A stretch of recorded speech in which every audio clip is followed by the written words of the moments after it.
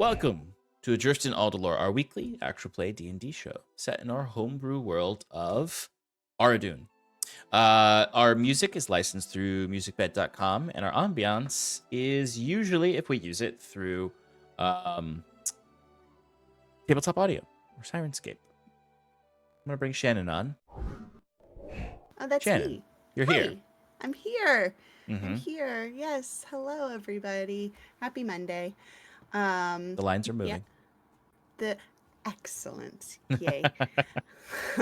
Little audio Completely check. forgot to, yes, little audio check. So glad you can hear my dulcet tones. I'm going to talk about our stream partners, and I'm going to start with a question for you, Sean. Do you want to elevate your TTRPG and D&D gaming setup? Always. Well then, showcase your dice collection with pride using Arcane Spectacle's personalized dice display. With options ranging from 1 to 5 shelves, each one custom engraved with the name of your dice set or character, it's the ultimate way to show off your collection. Sturdy construction and a unique touch of personalization make this display a must-have for any serious gamer. Upgrade your setup today and roll for the ultimate gaming experience with Arcane Spectacles at arcanespectacles.com. Let's see. Next, we have Underground Oracle Publishing. They are a best-selling, Emmy-nominated TTRPG publisher building new and exciting settings for the cipher system of every genre you can imagine. Each setting includes everything you need to explore its unique world, including lore, species, descriptors, foci, creatures, ciphers, artifacts, and all of the rules that you need to play. For as little as $3, you can join their Patreon and help shape each of the worlds that they create. Next up, we have Edward Yorke. Eddie is our beloved character artist. He's an illustrator based in the UK who makes art for games and books. To visit his portfolio and to get in contact with him, visit eyorke.com. Last but certainly not least, we have 1985 Games. They create affordable, accessible, high-quality accessories for D&D and other TTRPGs. Sean uses their NPC cards to create these wonderfully lasting, in-depth NPCs for us players to interact with, and they're pretty amazing. So if you'd like to pick up a pack or all of them, like Sean did at PAX that one year, use the code paradiceprod for 10% off your entire order. If you have not already, please join us on Discord, where the recaps and VODs are posted whenever life isn't too busy for the two people who take care of those jobs. You can also join us on Bluesky, where else? YouTube, X, Instagram, and the TikToks. That's it. Good job. Thank you. I need to bring the boys on. Yeah, bring the boys on, and we need to check the audio. The boys are back in town.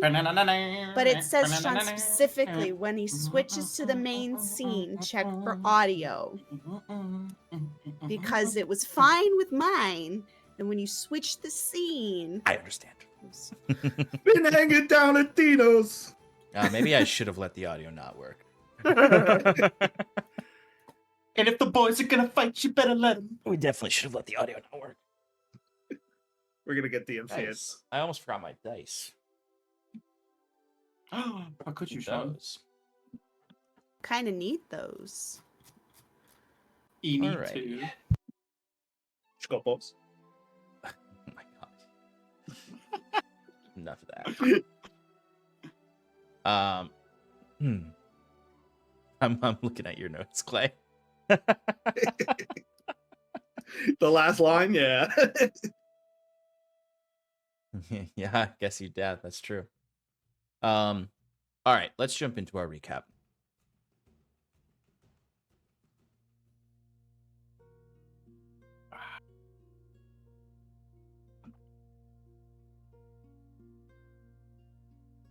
Last we left off, Iron and Mana reckoned with the aftermath of their battle with the Gleamrot Lich. Estos questioned the behavior of Septimus, who tampered with the ritual by sacrificing his holy symbol to infuse the beacon with the magic of Machina.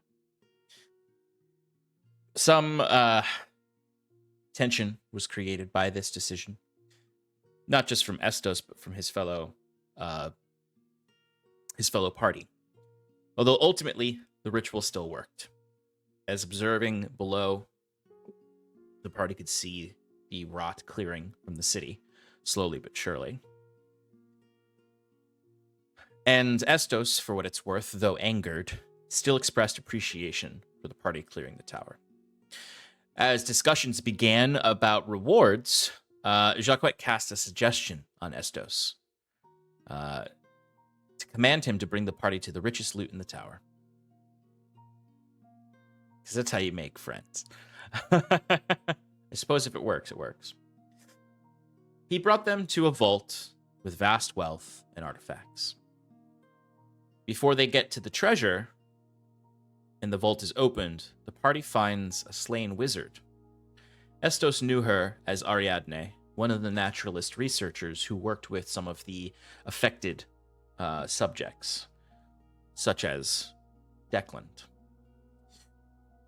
It was presumed that she was likely the mother figure that he spoke about, and was later confirmed by the cloak of seeming that she wore, extrapolating that she disguised herself as a kobold to tend to Declan.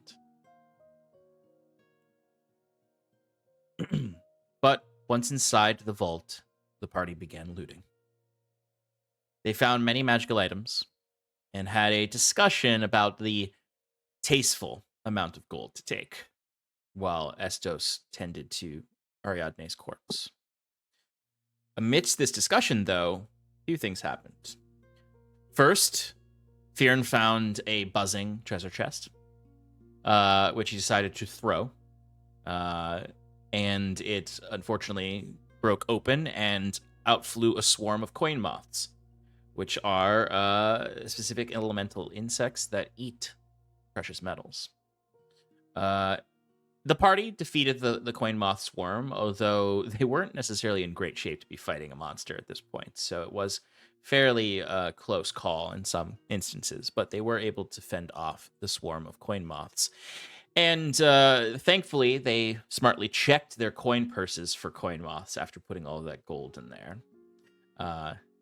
And a few of you did have coin moths in there, which if you had not tended to, would have slowly eaten all of your coins. But that wasn't the only oddity found in this treasure hoard. As the party was finishing their work there, their looting there, something called out to them in their minds. Most of the party resisted this, except for Jacquet and Fearn, who heard a lilting voice beckoning them towards another artifact. It's at this point that they found a small puzzle box made of a strange iron with gems on it.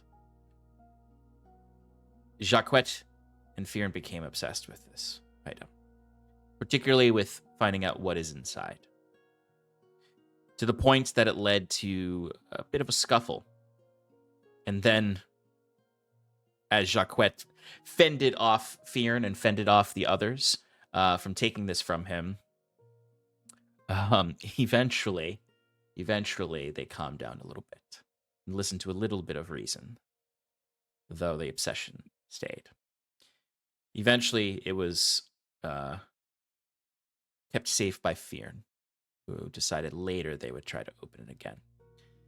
Not without the moment that Jacquet attempted himself to open it and was struck with a massive psychic attack to his mind from failing to unlock the puzzle, showing that the item might be a little dangerous.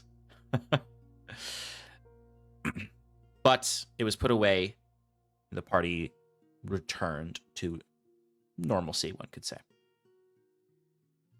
At this point, once everything had been looted, you began to say your goodbyes to Estos, who at this time seized control of the tower.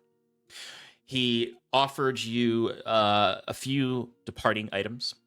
One is the Cloak of Seeming from Declan's mother, Ariadne. And then finally was a stack of maps and scrolls about the north, to help you traverse the hostile lands further north. He also offered a promise to help you if you were to return to the tower, specifically mentioning that he would look into his own pact and means of escaping it, particularly pointing out Sass's condition in that moment. This whole time, Saskia was making sure Declan didn't get hurt because he really wanted to see the outside world. So she went out with him to keep him safe. So, the strange thing that happens now, as the doors closed on the tower you spent so much time in, you began walking through the streets of Stormbreaker Landing. And everywhere you could see these tall pillars of light with spectral forms of gold disintegrating into the air. Cursed souls returning to the light of Pescos. But not all of these souls warmly accepted this. Some resisted. And those that resisted found themselves through the magic of Machina. One could say trapped. One could say embodying the inanimate objects of this city, forming what I called heap golems. Golems made up of an amalgam of detritus, stone, ruins, barrels. And these entities sort of lumbered around, almost lost through the city. Fearn questioned the morality of Septimus' decision there, which led to a bit of tension. And ultimately led to Fearn learning a little bit more about Septimus' beliefs. And Septimus demonstrated that he firmly believes that these spirits chose to stay here instead of accepting the afterlife and the light of Pescos. That they may have unfinished business, or that they wish to continue serving the city they served in life. Though Fearn asked him to promise that he would release them if he could, if he were to find out that this was not their choice.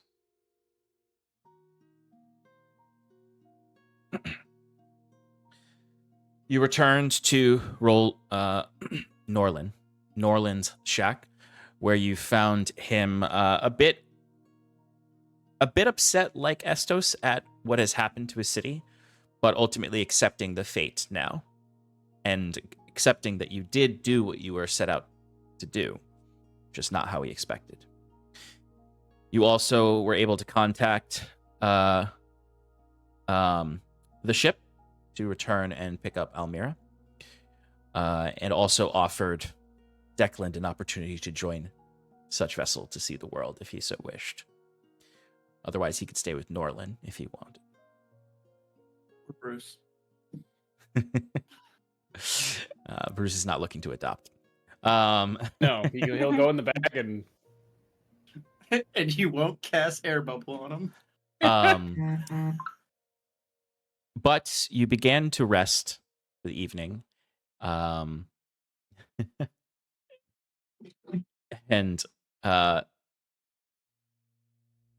Jacquette decided to borrow the pipe of sending from Bruce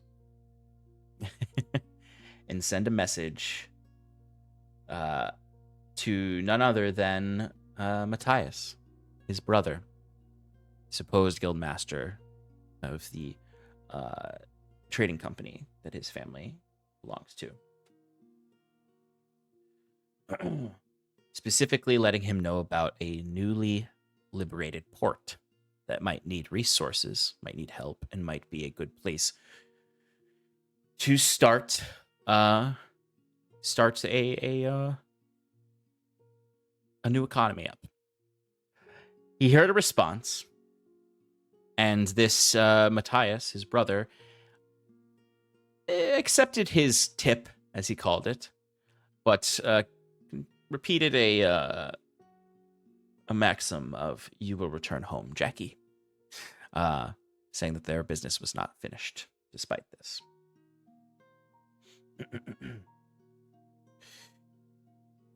The party all began to find rest With no spell slots, they can't sleep in a fancy tower. They all have to sleep on the floor in Norland Shack.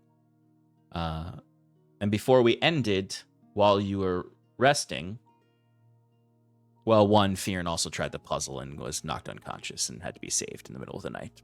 That did happen.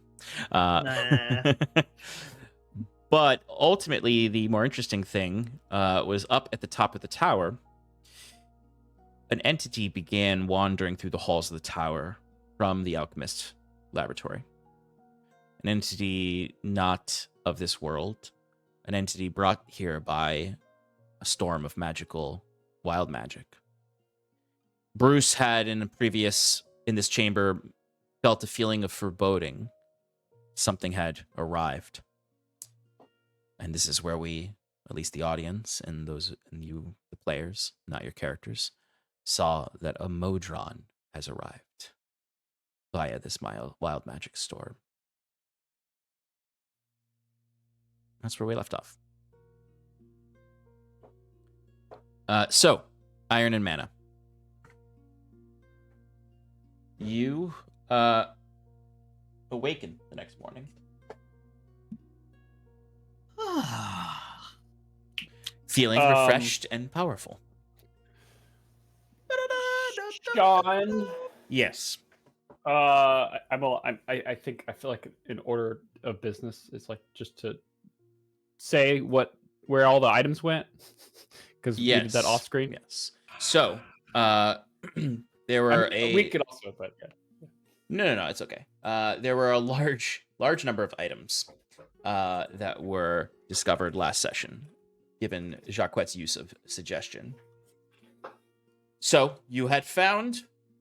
I'm going to go through the items, and we can say who has them. You found the holy symbol that would have been identified by Bruce to be a guardian emblem, which I believe. Well, what are you pointing at? Yeah, Fearn found it, but Septimus has it. I was saying you guys in general found it. Oh, got it. I'm not saying you, Bruce. I'm saying you, the party. You found the Guardian emblem, which Septimus is going to take. If you recall, that was a ring of rings wrapped around itself that you got the indication that was a neutral state, and that the more a cleric or paladin spends time with it, the more the item will appear to represent their god and their faith. The next item that you found, or the next on my list at least, is a Cloak of the Bat that Bruce identified, which is a pretty roguey item. It allows for some stealthy stuff and some other cool things. I am the knight. I am Catman. I knew he was a cat. Meow. The next few items you found in the vault were a set of illusionist's bracers, which allows the attuner to double cast their a cantrip with a bonus action. So they cast their cantrip as an action, and then they'll be able to cast the same cantrip as a bonus action. Saskia is taking that, which makes so much sense, and I didn't even think about its application to Eldritch Blast. Whoops. Wow. The next item that you found was a manual, which I believe was a manual of bodily health. Is that the one I gave you? I believe. Yes. It's the con one. That is right? correct. Yes. Correct. And then the final. Ask for a better manual. Then the final item is a spell. Well, the final item from the vault is a spell guard shield. Who is taking the spell guard shield? Brucey boy. Bruce is upgrading from his cast iron pan. The item gives advantage on saving throws against spells and other magical effects.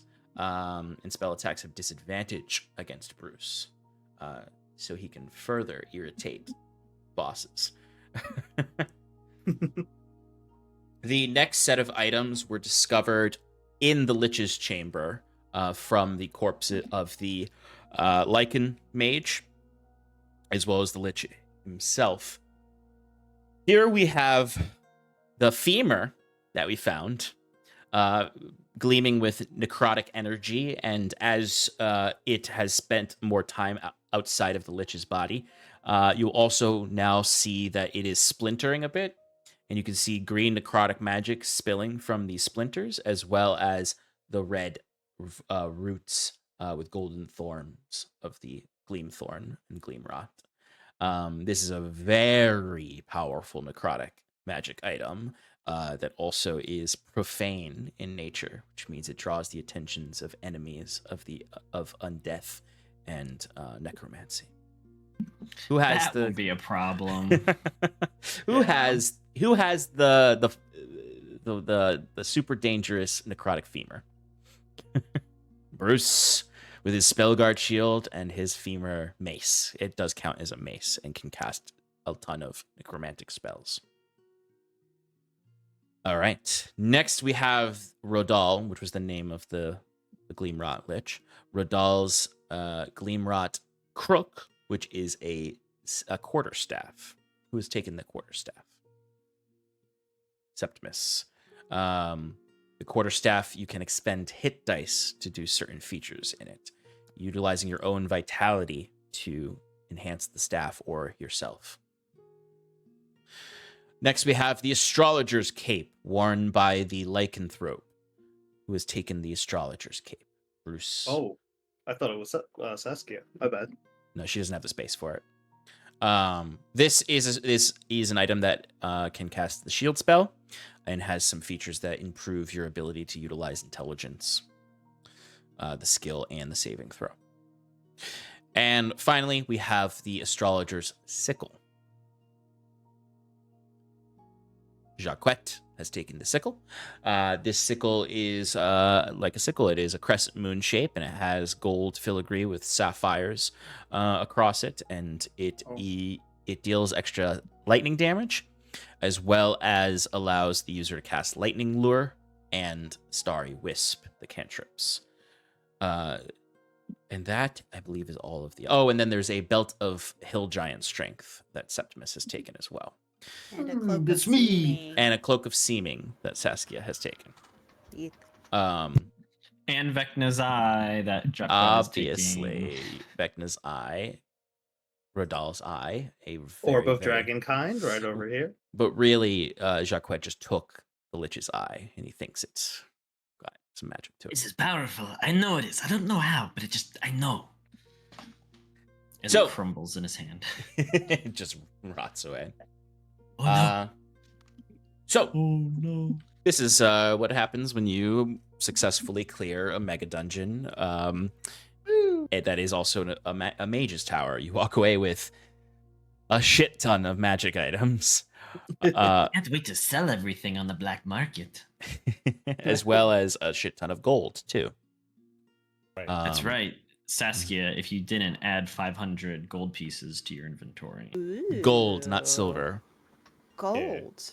Mm-hmm. Yeah. Okay. All right. Amazing. This is the richest Saskia's ever been. This is the richest most. This is Yeah, richer we've than all been. like 90% of the planet. You're all the 1% now. Oh no. Oh no. We're our own worst enemies now. God damn it. God damn it. All right. And also, Sean, Mhm. order of business. Yep. Two things. At the start of, or the beginning of the day, I'm going to make infusions that I have not before. I should have done this a while ago, but I can make up a total of 4 infusions. Mm-hmm. I currently have the homunculus, which is Yep. my lolly rock, Mhm. and my bag of holding, which we used throughout the entire dungeon. And then I'm going to do 2 more. One is to enhance defense on my current armor, giving it a +2, but I don't require attunement for that. And then the other one is Boots of Elvenkind, which also don't require attunement to negate my stealth disadvantage with advantage. Okay. So I have a flat roll now for stealth. And that is it. for that. And then on top of that, I can apply a spell. I can infuse a weapon or item with a spell of my choice that's on my list. I'm going to put Vortex Warp on. Oh no. Yes. Oh, yes. On one of my items. Which one? It's going to be my all-purpose tool. 'cause it's Okay. all-purpose. My utility knife. What My level sweet is cheese. Vortex Warp? Is a first level spell, right, or a second? It's level? a second level spell. Okay. Please, Bruce, I'm not ready. Oh. Bruce got a. Oh, that's And what's your intelligence modifier, Bruce? Is it 5? It's +5. Yeah, so I you have can 10 use it uses 10 of times without using a spell Yeah. slot. Right. That's crazy. The other thing is you could technically use that on someone else, and then they could Yeah. use that spell. Yeah, I can give the item to Yeah. somebody else too. And what item did you put it in? I'm gonna say my I think that utilities. your What? utility. Sorry. go ahead. I have two. I have an all-purpose tool and a utility Swiss, which is my initial tool. That could be whatever. I'm gonna put it in that one. Your original tool or the all-purpose? My original tool. Yeah. Okay. All right. 'Cause I think That it physically has to be non-magical. yeah, about that. it just says one simple or martial weapon or one item that you can use as a spell casting. It has to be a focus or a weapon. Oh, okay. In that case, the focus would be the all-purpose tool. So I'm Yeah. gonna do the all-purpose tool. Okay, cool. Perfect. So I imagine what does it look like when you infuse Vortex Warp into this? It looks so it's as if it casts or the blur spell has been cast on it. So like it just looks like spatially it's just vibrating, but like when you hold it, it looks normal. Like it feels normal. It just cool. spatially and optically it's disturbed. I love it. Yes. So at any point, if need be, you could hand this off to someone and they could cast the Vortex Warp spell with it as if you cast it. That is a lovely feature. Artificers are cool. Anyway, I would have loved to have seen if they modified how they would have modified it if they chose to include it in the 2024 rules. Yeah, same. But I'm sure we'll see it in a $50 book soon. Anyway, I didn't mean it, Wizards of the Coast. Send me the book. Because they're watching, clearly. Anyway, any other orders of business before we jump into the morning? No. How much time Never during mind. the long rest did I spend reading my book, Sean? My manual. Was that before or after you died? Probably after, because I think I died and then I took a long rest. Hate everything about 2024 rules needing their own. Yeah, I don't even know what the long rest rules. I'm assuming they're the same. I just wanted to check because I know it's like there's a division of time when it comes to long I think you rests. get 1 hour out of the 8 hours where you can actually do something. You know, it's something they should add to D&D Beyond, the ability to... Better search. Yep, exactly. If a rest is interrupted by a period of strenuous activity, at least 1 hour of walking, fighting, casting spells, or similar adventuring activity, the adventurer must rest again to gain any benefit from it. So, 50 minutes of reading. Well, I don't know if I'd consider reading a strenuous. What I've normally seen, what I recall from 2014, is that you needed 6 hours of sleep. So usually, like a guard duty would be 2 hours watch. It is still 6 hours of sleep, 2 hours of Okay. light activities such as reading. So you can get 2 hours per long rest. Sounds good. Yeah, the feature long rest has stayed basically the same. It just actually uses a little bit more clear language on certain things. So yes, you got 2 hours on your book. Very good. All right. And then that 2 hours got... Well, actually, Fearon, you only got 1 hour. Because you spent an hour on your puzzle box. Oh, right. Yeah, so you actually only got 1 hour off on the book. All right. So morning comes. You have your pile of magic items. You wake up and Norlin is actually already out and about in the city. He's not there. Elmira lets you know that Norlin went out to go start investigating the rejuvenated city. Declan went with him. But what would you all like to do? You wake up in this ostensibly safe city. Just has heap golems walking around and a strange kobold and a man. Septimus is just gonna go observe just one of the heap golems. Fearn takes Saskia to go do their morning training. Sorry. No, go ahead. I think Jacques would actually join Septimus with his observations. Almost, Septimus goes out first, and then Jacques wanders out to go take a leak, and then sees him out over there, and like kind of saunters over. Just stands next to him for a moment before going. So is this ethical? Like, I know you and Fearn had that whole discussion, but like, between you and me, is this really ethical? How do you mean? Well, I mean, their souls are trapped in bodies that are not their own. There's treatises that say that the resurrection spell is technically not ethical, even though the soul has to be willing. It enters into a form that is not of its choosing, so...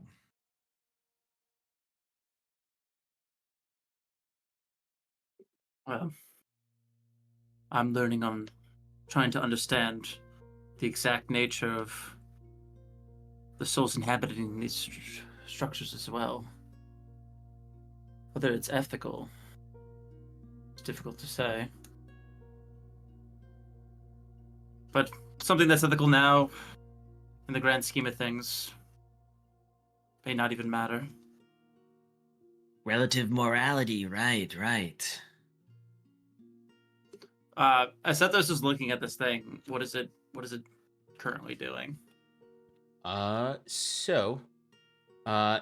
It is so the last thing you saw them do last night before you all went to rest was seemingly interacting with Sal. Like Sal had held up his palm and the creature had put up what would you could call a hand, and they were touching palms. Sal seems to have because Sal is also investigating them, and like you saw before this adventure, Sal is increasingly growing more independent. He did this of his own accord. If anything, Septimus, this might have triggered you to come out and take a look at them when you noticed Sal was already out there again.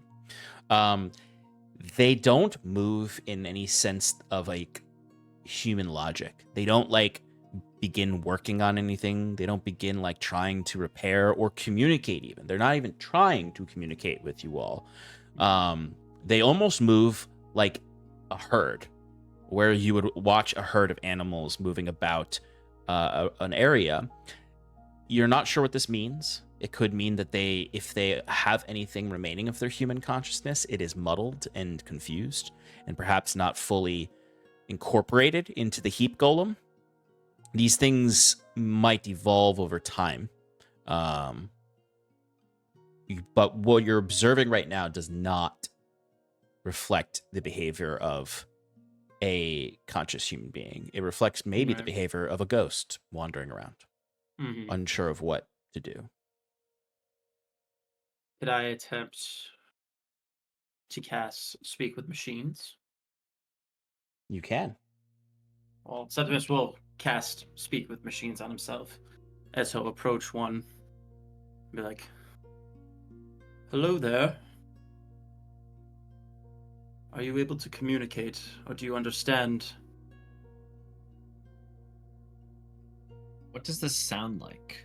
to someone who doesn't speak machine? The beginning of Welcome to the Machine by Pink Floyd.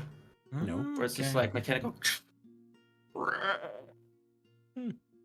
actually don't know what that sound is. I have not heard that. Funky Town. There you go. I imagine to someone who doesn't understand what this sounds like, it doesn't sound like language to you, Jacquette. It sounds like discordant notes almost, like the sound of just sort of out of tune music, actually. And these long sustained notes as he's speaking. And Septimus's mouth doesn't move, like he's not speaking words. It's almost like he's whistling this sound. To Septimus, to you, you experience it as you speaking. You experience the other entity speaking. But there's a strange noise to what it actually sounds like. That also can at times revert into this static and revert into this almost like radio signals in real life, just sort of like these almost like dial-up, honestly. Yeah, it is unnatural for sure.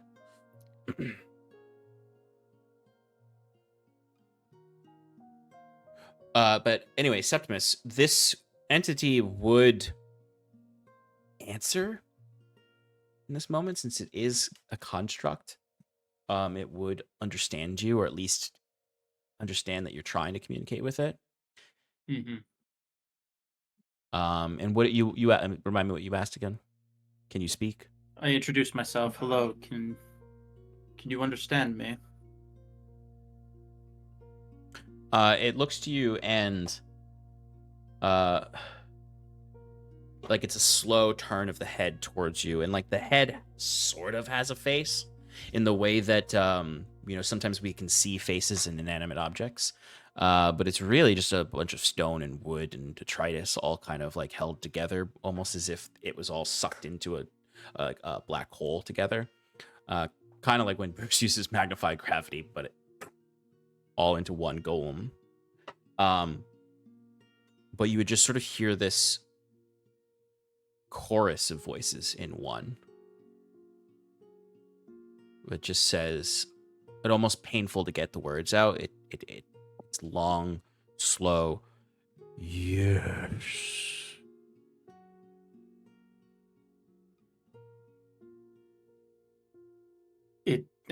I'm getting multiple voices.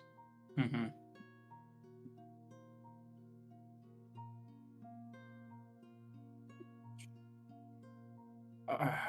My name is Septimus.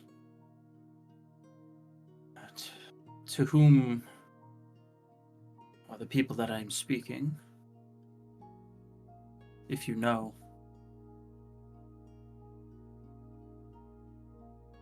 No.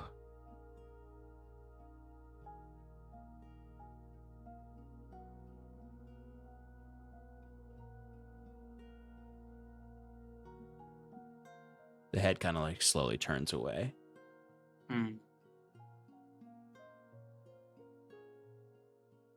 There's almost a lack of depth right now. Yeah. To the entity.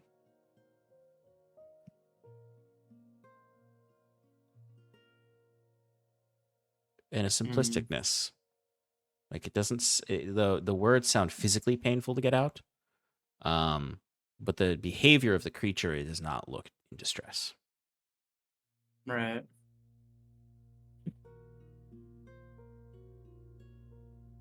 What is it you... No. Are you looking for something? Do you know where you are? What you are?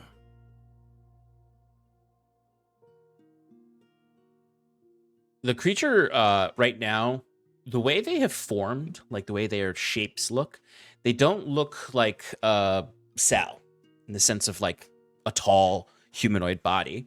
They look more akin to kind of like gorillas in the sense they have the shorter back legs and big long forearms that they kind of walk on all fours with sort of that tall sort of chest and then a little bit of a hump on the back, and the head kind of, what you presume is the head, kind of hangs down below that hump. It's a little more animalistic looking. Yeah. But it sits down. And it does make a loud clamor as it sits down, and the big hefty arms just hang, or just like lay in front of it with the little legs behind them, and it just looks its head out to the water, and like also currently like the fog is dissipated from Stormbreaker Landing, and there is a very vibrant red hue to the morning sunlight behind the eclipse, bathing this whole area in sort of a soft pink and violet colors as the sun has risen, or is in the process of rising up into the sky. And it looks to you and responds. It answers yes. To where you're looking for something, and no to do you know where you are.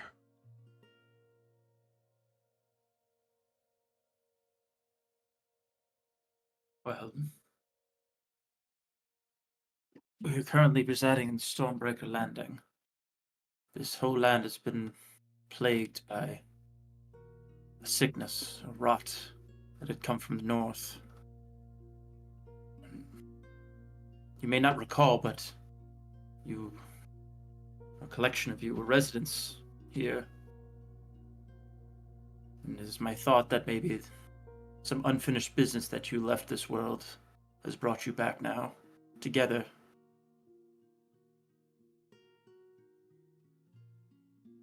Could I help you attain what you want?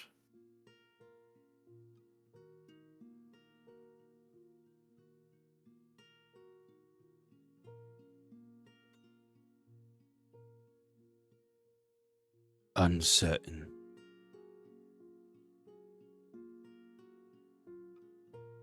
Possibly.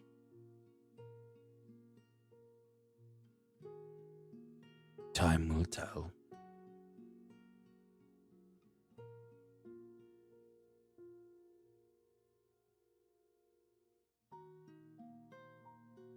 But it just looks off into the distance. Septimus will leave it there, knowing that it's probably processing quite a lot. You Biggest- learn anything from all those clicks and whistles?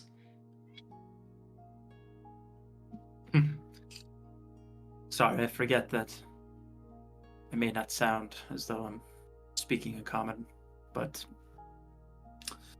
it is a collection of souls, the remnants of residents of this town. What they desire or what their purpose is still uncertain, even to them. They seem confused, perhaps taking in and processing the new form that they have attained. But I don't, in the way that they spoke, I don't hear for any sort of regret or pain. They said that maybe time will tell. Can you More. control them at all?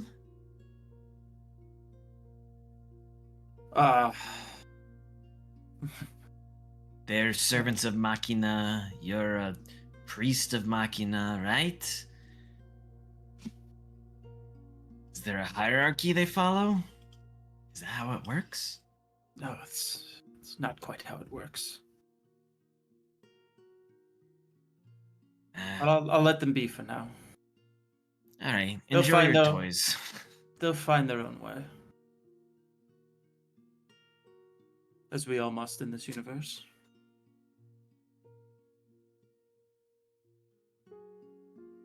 Sal goes and sits next to the heap golem that is watching the sunrise. It very much so looks like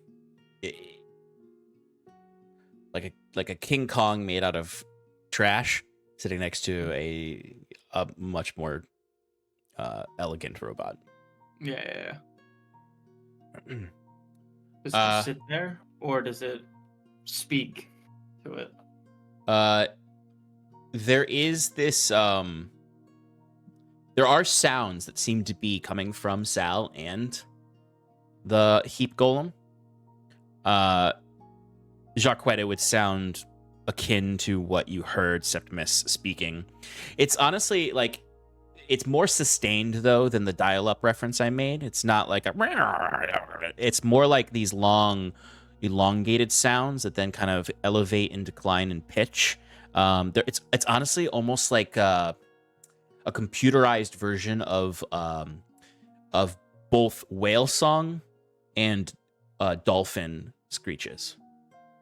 Sort of that clicking sound mingled with some elongated, more beautiful notes. Almost like there's a discord and a harmonious words, so to speak, being spoken. So there is sort of these clicking and whistling and soothing sounds that are just sort of coming from both of them. And it's almost like there's moments when they're harmonizing together and moments when their sounds are discordant. That might be indications of how much they're understanding each other versus not understanding each other. It is a wholly different way of communicating that Septimus, you are simply bypassing with your spell versus truly understanding how to speak it. Right. Let's see. But the very fact that they even are communicating in some way is a discovery in and of itself. People don't really research wild machina. And the machina that, say, Bruce is used to are new machina that are essentially a derivative of the wild machina that Halcyon has figured out how to create or subjugate.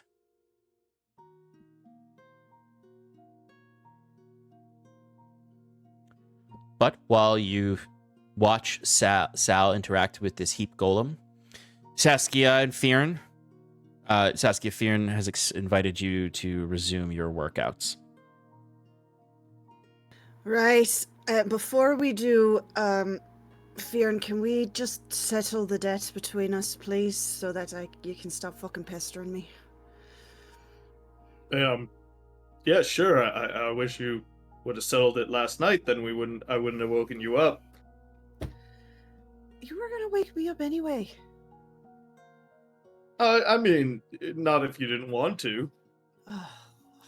Just fuck. And I hand over the equivalent of 215 silver, which I believe was 10 gold and 15 silver pieces. Cool. Thank you. Uh-huh. But the two of you can work out under the pink and violet sun on the what are still trashed shores of Stormbreaker Landing. Like, as much as it's there's no rotten blood flowing out of the ground and tumorous fungi, it's still a ruin. With much of that ruin coming to life now. So the other thing you would notice, especially if you explore it all, is that these heap golems come in a variety of sizes. There are some that are large, like the gorilla-like one that Septimus interacted with. There's one that you notice because you hear it before you see it, as you hear these very loud steps, as one of these heap golems seems to be an entire ruined structure that has legs now of stone. That's just sort of... Do we know that Septimus fucked with the ritual? Oh, yes.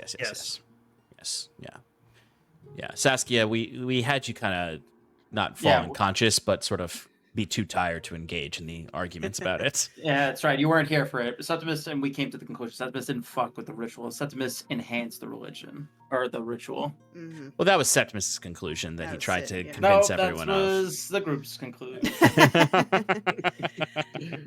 All right. Well, can I,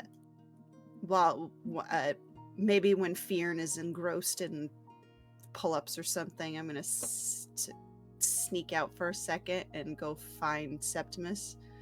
Mm-hmm. I'll be right back. I need some water. Don't slack off. I'm not. Septimus, what are you doing? Where would I find you? Imagine this is after you concluded your conversation with Jacques Webb.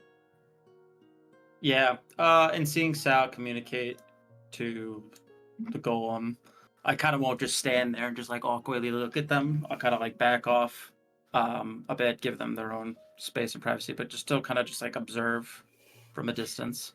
Bet you. How about you like are backing up and you turn around and I'm just right there. Oh, Hi, sorry. Yes. Hi, sorry. I have a question for you. of course. Just- What is it? Gesturing around to all the heaps that are walking now. I'll and- say that's like when you both hear the like,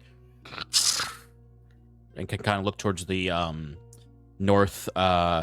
northeastern district of the city, where you can see like the tops of what was probably like a 2-story stone building, just sort of.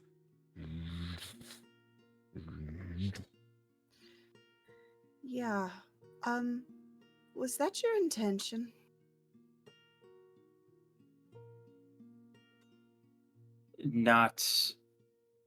I did not expect something like this to occur. All right, so let me try it this way then.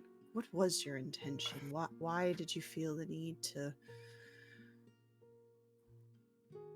enhance the ritual, as you said in your own fucking words?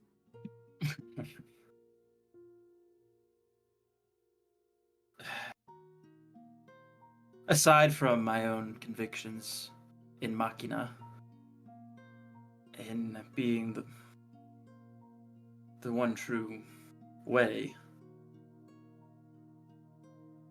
I think it's beneficial that we have a beacon that shines, that is behind our backs, and that can help us in this endeavor. We come to this land that is filled with rock and is cursed, and sure, we want to help it. And we could have gone and done the ritual as it was initially planned, and devoted it towards some other god. But a god we have no affiliation with, no devotion towards. But 4 out of 5 of us have no devotion to the one that you just infused it with. Also, did you not hear me chew out Estos for not fucking with the ritual beforehand? Why do you think you're any better?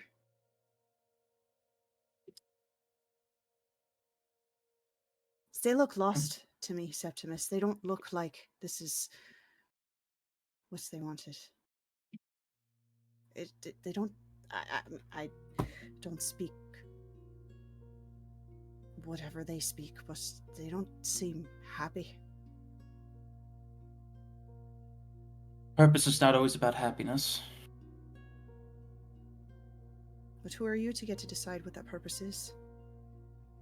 I'm not judging. I'm just curious. As I told Fionn, if I see an inkling that there's no room for torment or torture, and I spoke with them, they seem uncertain, but if they wish to be free, I feel that they need to do so. Them coming here is of their own volition. They're not forced to be in this predicament. No, but had we gone ahead with the ritual as planned, kind of giving you a stern look there, they wouldn't have been uncertain at all.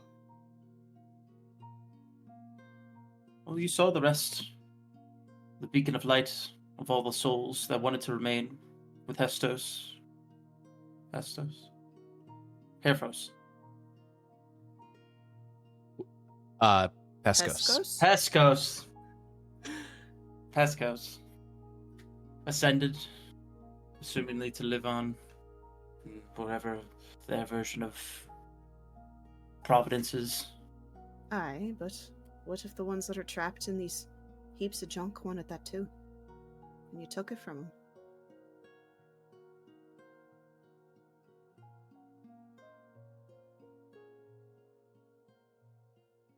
I don't think I took anything from them. I gave them a choice. If you say so. I better get back. Fearon might notice I'm not actually drinking water in a second. I'll scurry away back and pretend to do some sit-ups. As Saskia scurries back to the workout, Septimus, you keep watching, and perhaps this all just sort of boils over, or not boils over, stews in your mind as you're watching the discordant and harmonious communications between Sal and this creature. It's almost it almost looks as though Sal is shepherding them to a certain extent in the way that he's interacting with the individual ones that he meets.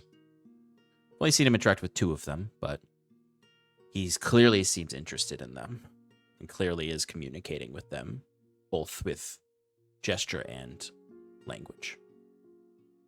Mm-hmm.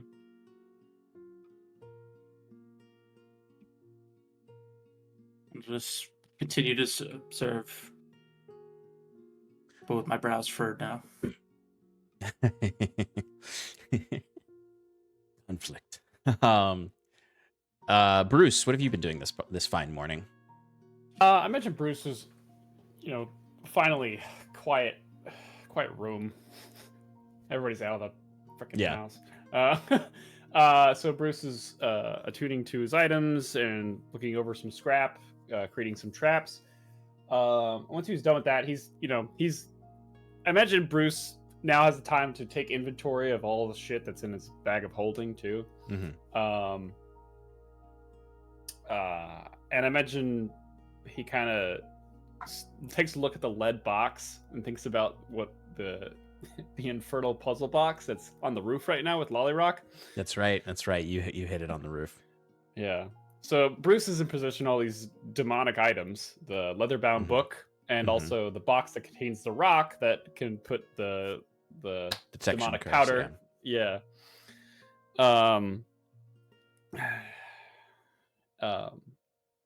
And imagine Bruce. You do have a lot of fiendish items.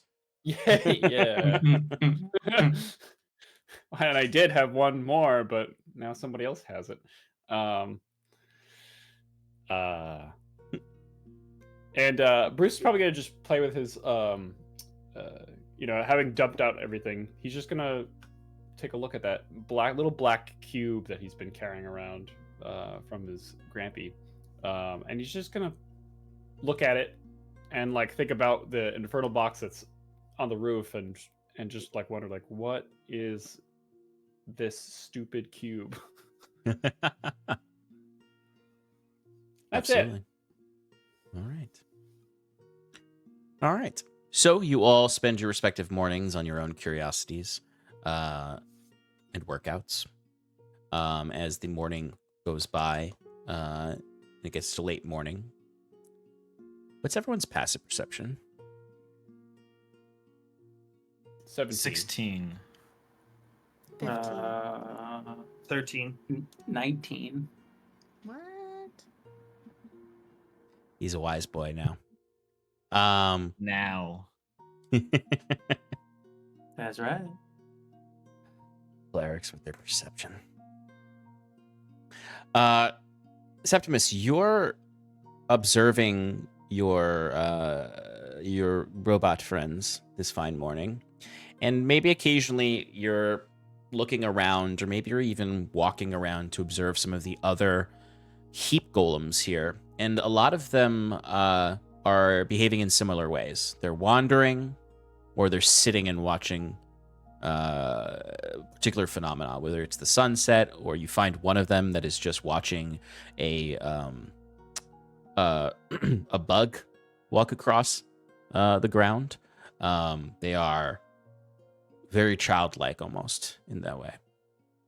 And you're looking around a lot, and there's a lot of trash here, and for a moment you shake your head almost maybe in disbelief. You thought you saw a large eyeball akin to Modron. Where? Near Norland's shack, you kind of looked at a pile of detritus and heap and a ruin, and like it's very quick. Like you are scanning and you think you get a hint of gold and a large eyeball.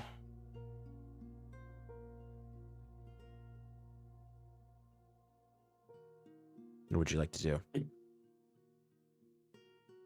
I'd like to walk towards wherever I saw that. Give me an investigation check.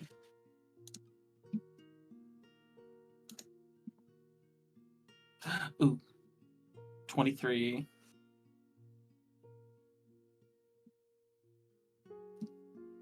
You walk up to this space where you thought you saw it, and you stare at it.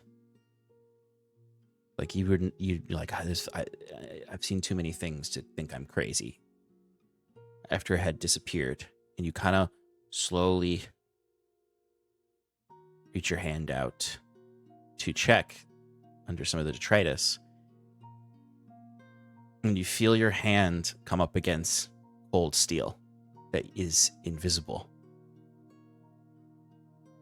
And then very rapidly from where you touched, it just the invisibility drops, and you see a one-eyed, big-lipped, feathery-winged, golden automaton monodrone who jumps back and holds up its skinny Modron hands to you.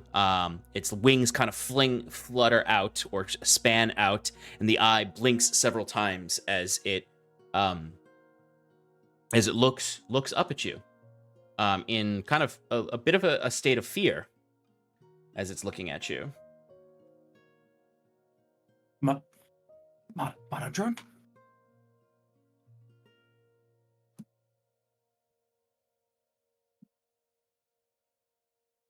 Oh, you already know me. Of course. We had met. Gosh, now it's been over a month, but do you not know who I am?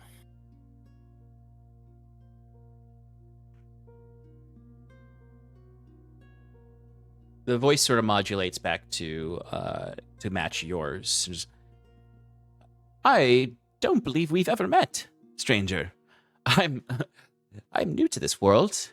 Just doing a little bit of observing. I'm sorry if I was disturbing you and your colleagues, friends, companions. I was just watching. This is a fascinating place. I'm here early, it seems. Septimus just recounting back to, I think the first time that we met, the Modron that he met, him saying that there was like 10 billion of them. I don't remember the exact number, but it's somewhere in the 300 million area. Yeah, it's a lot. It's a lot. It's a lot. He made that clear, and he's like, "Oh, this must be another one." But yes, I guess we have not met before, but I've met. Holds his hand out, and appearing is that big golden tome that the other monodrone had. Let's see. What's your name?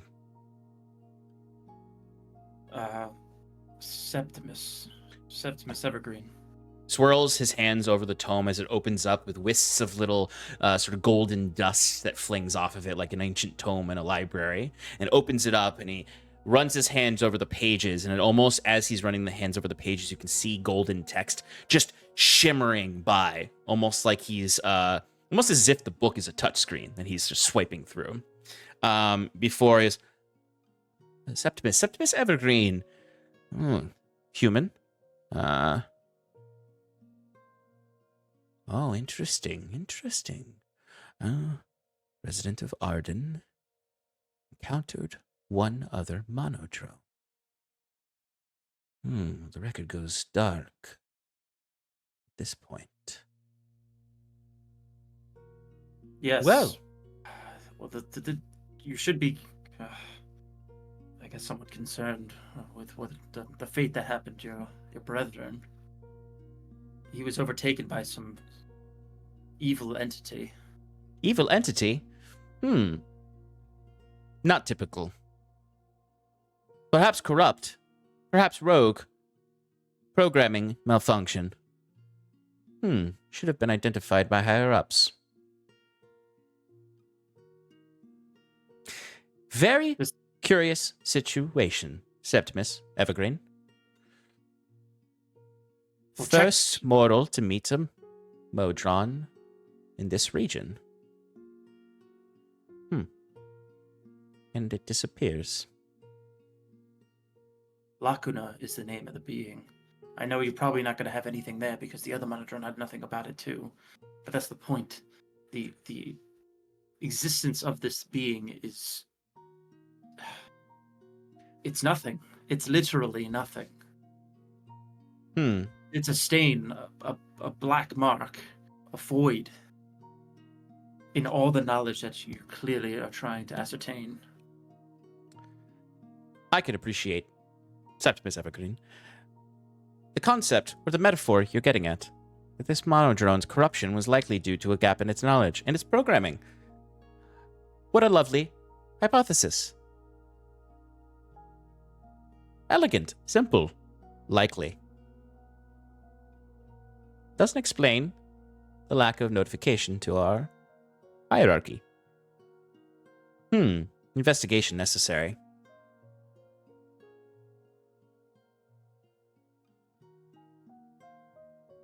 Where exactly did this occur?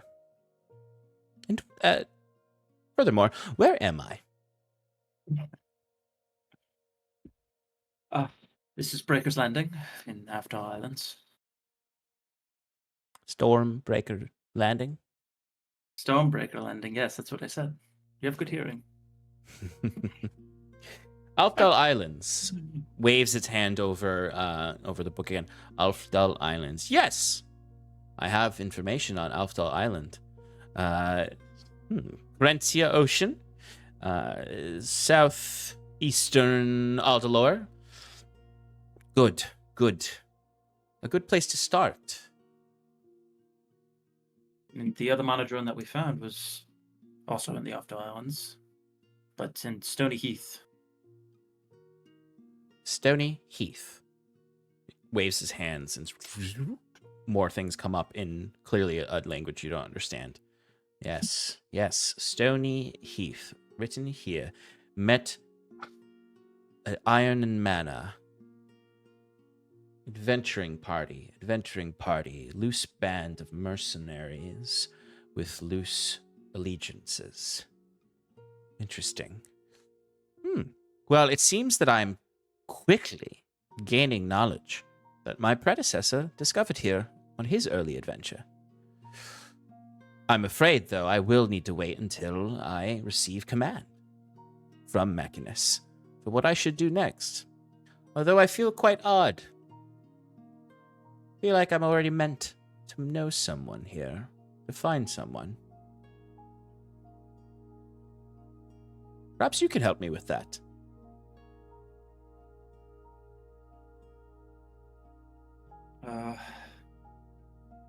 Although, quite suspicious. Only group to have known or interacted with, other than a few with previous monodrone.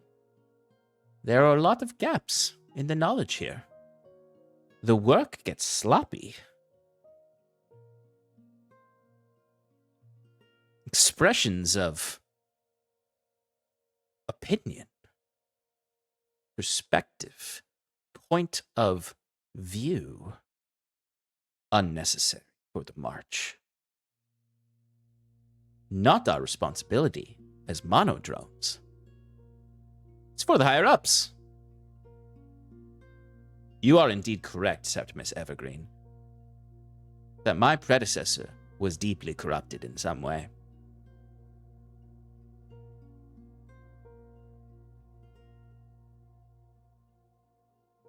Yes. And giving my I guess, ignorance at the time. He gave me an out to terminate him, but I elected not to. Monodrone understood corruption coming. You should have taken the right path. Terminated Monodrone. It's Didn't in I the have your books. It's in the law. Yes. I shan't be making that mistake again. Excellent.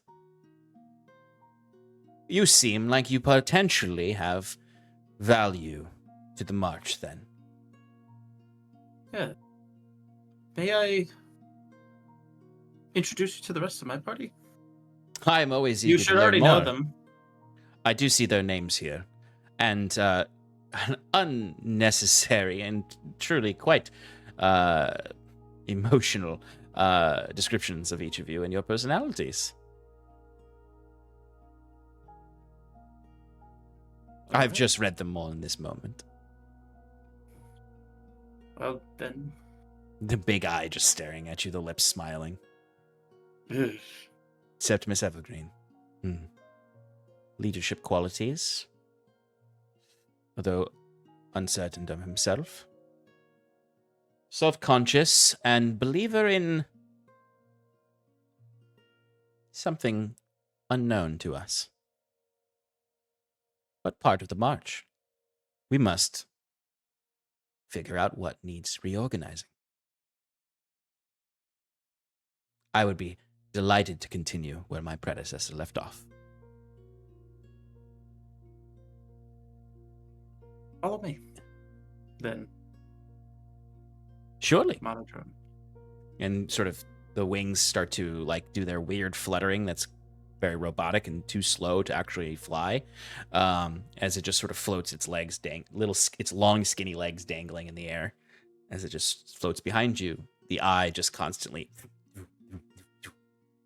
looking around as if he is actually like when you first met Monodrone, doing some sort of scanning of the area. And it moves away from me for a bit?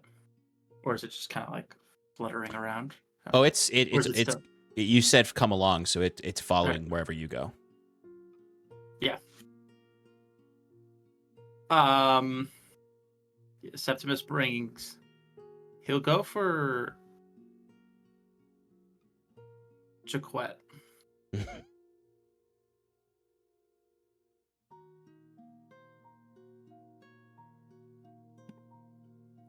So I imagine Jacques is sitting there. He's actually inspecting one of the items. I forgot to ask Sean about the fancy scribe's pen.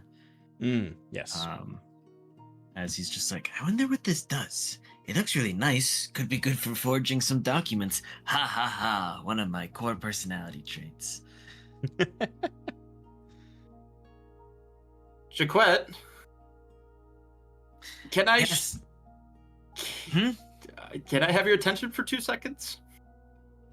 What's up? I found someone that I'd like you to meet.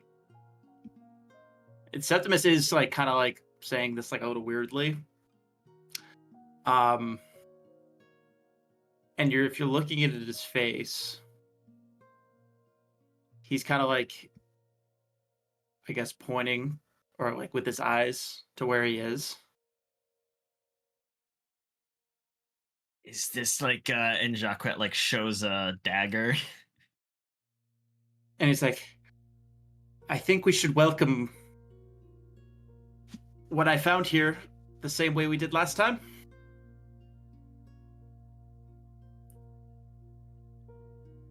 You're Jacques. speaking quite strange to your friend. Wait a fucking minute. He grabs his crossbow, pulls it up, and like looks around the corner, aiming down the sight.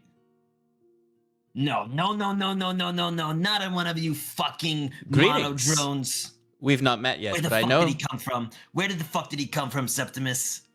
My predecessor's notes were correct. Stop Quite brash. talking. Quite Stop talking. quick to action.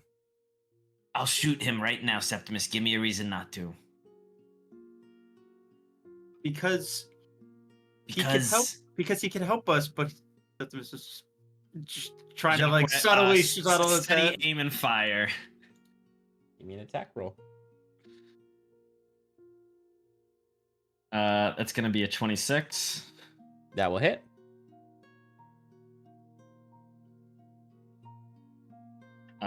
For 19 magical piercing. 19 magical piercing. How do you kill Monodrone too? Yeah, it's just he fires, it goes right through its eye.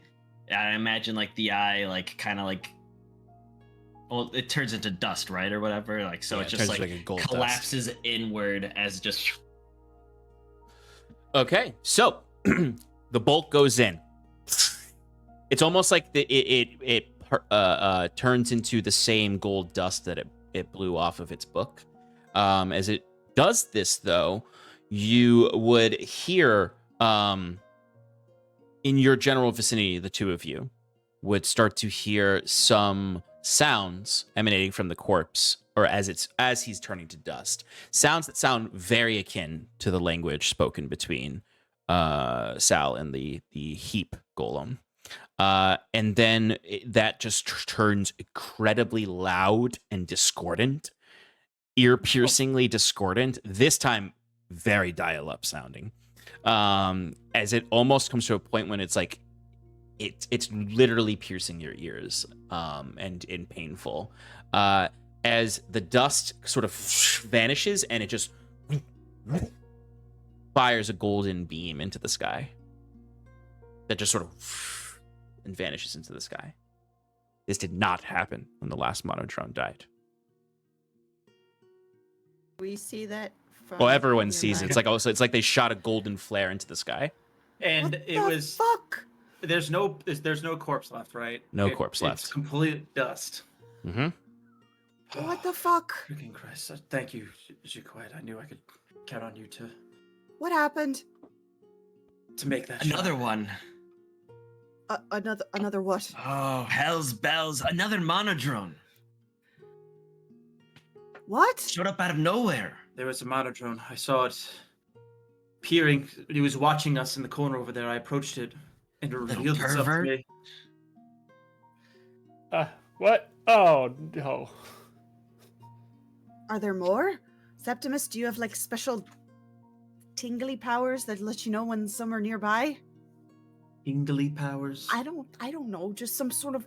Can you sense any more nearby? Are there any more around? Why the fuck do they keep finding us? It's because of you, isn't it? No, it's not. And how do Wow. you explain they keep showing up? Wait, what is Machine this? What is this in the sky? Is it Yeah, is it's it fucking is it summoning persistent things. or is it one and done? No, it's basically it fires up, and when it reaches sort of like a peak in the sky, it's just there. It's just a Jesus. golden flare. Well, fucking summon something. It made a noise when it died. It was the construct speak that you were doing before, Septimus. Did you understand what it said? This is long after your spell wore off. Yeah. Can I send Lollyrock up to where like the point of like the flare is? Totally. Yeah. It definitely Something reaches. different I It's can't definitely like. understand. Sorry, it's definitely like on the like edges of your perception, Bruce. You might have to like be on the roof of the shack to be able to keep your 100-foot distance from Lollyrock. Okay. Septimus, you were gonna Um, say something. No, it's nothing that I could understand. It was more discordant. Are the golems, the junk golems, doing anything? Are they reacting in any way? Yeah, they all are. The ones that are nearby are all looking up at the flare, and it does sound as though others are coming to this spot. Like you can hear like a. In Sal? Sal is also looking up at the flare. Although Sal is it's interrupted. Like Sal is like looking around also. Like he's looking more organically, like someone who doesn't know what's going on would look. Whereas all the other constructs are it's drawn to it. The speak with machines thing, that's once per day, correct? Once per day, yeah. So Septimus will go to Sal and be like, Sal, it was another freaking monodrone, similar to the one that we met before that was corrupted by Lacuna. Luckily, Chukot had taken care of it. Can't have another Lacuna possession again. But do you feel something to whatever that it produced? Clearly, the other, everything else around here is drawn to it, or it's just because it's bright and shiny. Before I have him answer or do anything, Bruce, you are looking through Lollyrock. Yeah, is there something in the sky that's creating the light? Like, can Lollyrock grab it? Do you want Lollyrock to try, or do you want to just look and see if you can see like a source of it? I'd like to do that first, and then depending on what I see. Give me a perception check.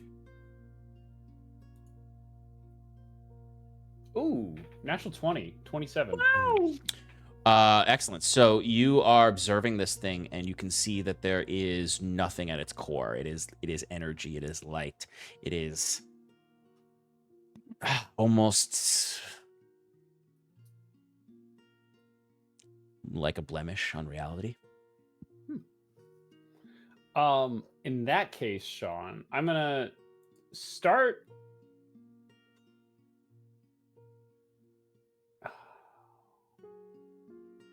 Never mind. I was gonna use this spell incorrectly. What were you gonna try?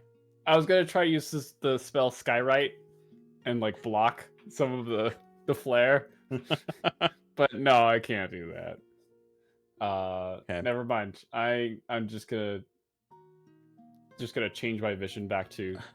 Give me a dexterity saving throw from Lollyrock. Oh no. Oh. Well, yeah. 14. Oh wait. Lollyrock has different decks. Yeah, Lollyrock has different decks from you. Yeah. Well, the homunculus stat block. Yeah.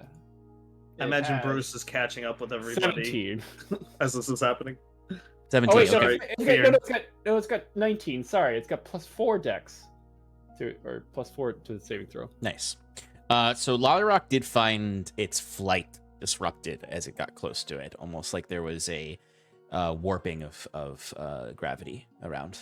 Was he getting pulled towards it, or was it? It's more like dysfunctional. Like he was almost more so like he's been pulled by like a riptide, and it disrupted the way he was flying through the air. Not necessarily pulled like a gravity in the sense like a black hole. More like the air in the area is wiggly, for the lack of a better way to put it. Got it. Yeah, I don't know how to stop that thing. It's disrupting space. The fuck do you mean it's disrupting space? Lollyrock can't get close to it. It's kind of like a. Imagine you're getting. Okay, when you're in the ocean, you know, when you're getting carried by waves. Uh-huh. And you're not used to that. Force of nature. I'm very used to it. Yeah. Imagine that, but with gravity. Flipping around. I don't know. How about a boulder? Do you think that would work? There's nothing there. It's just energy. Septimus, what did this fucking thing say to you? Septimus, while that's happening, you asked Sal if he what he senses from the light, and Sal essentially just sort of gestures that he is unsure. He doesn't know. How high up is this, Sean? 120 feet. All right. But like, to be clear, like Sal's not getting like a feeling from it or anything. Like it's not like. He would, I imagine, over the last like several months, Sal has developed somewhat of a shorthand for certain things that you guys speak about from time to time. And he indicates to you that he does feel something, but he's not sure what it is. It is not the same as when Sal was shut down, when the Lacuna was possessing the... Right.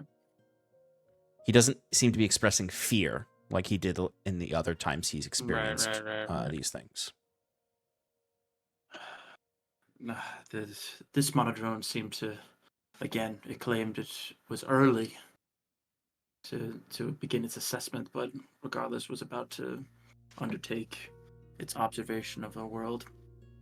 It recounted, I guess, the first monodrone, saying it was corrupted, that its accounts were sloppy.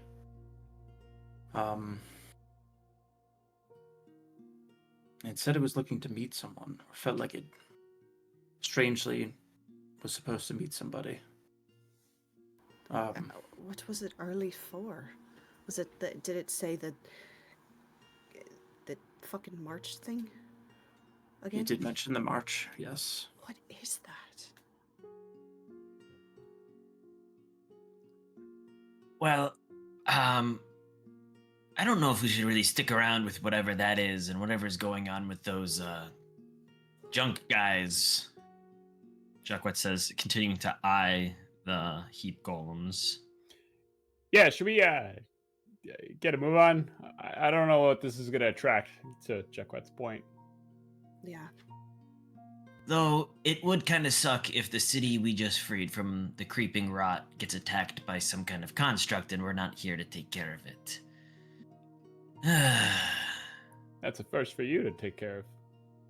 Or Well, I'm just saying, just you know, Iron and Mana comes in, we save the city, and then it gets fucked up again. Jacquet looks around, making sure that no one's around to be hearing this, and he's like, I mean, we could leave and no one would know it was us, but I think smart people would put 2 and 2 together.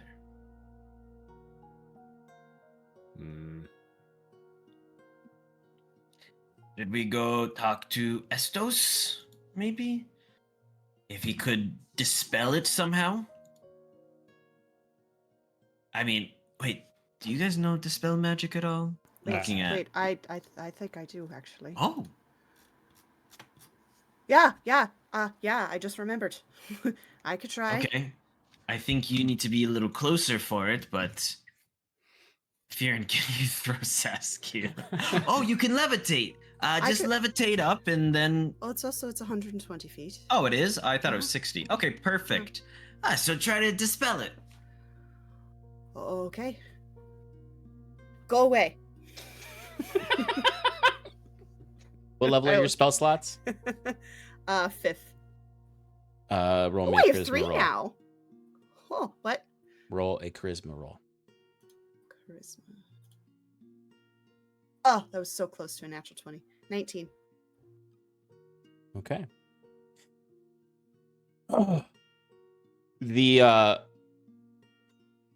It's interesting. You cast this right as the heap titan enters the space and gets close to it. As you can see, this tower with legs, basically a tower that is like uprooted itself, still has some of the rock attached to its bottom, which has formed legs. Comes almost like crashing through a street, coming over, and it's like the face of the tower, which is just a wall, is like getting close to this thing. And you can actually notice like component parts of that tower shed off as golden dust towards the light. And it's at that moment that sort of the light sort of swirls, and then it just sort of is encased in a bubble that then of like water that then pops, and there's just seawater that falls to the ground as this thing vanishes. As your dispel magic worked. I love that description, by the way. Just Jacquet gives Saskia a big slap on the back and goes, "Oh, good job, good job." Ah. Oh, Fantastic. Good. Whew. Well, hopefully nothing locked onto it and is nearby. Let's go. Should we maybe Wait. patrol the area? See if there's more of the things. You know, More of last the time Modrons? last time we found the Modron, it was inside of that Marut creature, right? And we had to destroy it. Maybe there's similar, constructs lying around here. How about we don't look for trouble, and we don't you want to find your brother? I mean, yeah, but we just saved this place. It would be a shame for us to, let it go to waste as soon as, it finally got free. I'm with Fearn on this one. This is an investment, and if there's anything I learned from business school, it's you have to protect your investments. I think a quick hour search of the city just to make sure, and then we can head out. And if we happen upon Norlin and Declan, maybe warn them about any other constructs they need to look out for. As you take the hour to look about the city, you can give me investigation checks. Or someone can help someone to give them advantage. Jacquet will help Bruce if he's gonna be searching. Well, okay. I was gonna say Bruce would probably not be searching. Bruce is like, I don't want to deal with those things anymore. Jacquet is like pushing Bruce and goes, "Look, you're the best at this investigation shit. We need you. All right, We leave it alone. All right, can we just not separate? I just want somebody near me at all times. Don't worry." Jacquet like gestures with his crossbow. "I'm armed and dangerous. Another one of those things comes up, I'll take care of it." All right. Can I investigate too with him, but not give advantage? Yeah, you could roll your own investigation while he does it with advantage. There you go. I'll roll as well. I rolled a 6 and a 6, but it's still a 19. Can my reliable talent? No. Can I give myself guidance as well? No, you have to say it beforehand. Ah, damn it, Sean. I rolled a 10. You're Okay, so a right. 10 and a 19. What? How dare you use the rules? Septimus, what'd you get? Are we back into some septitis territory? Yeah, I was like an 8. Okay. Sask, are you looking around or are you more hanging back? Yeah, I'll just kind of be hanging back and just like marveling. Huh, good for me. I finally did some good.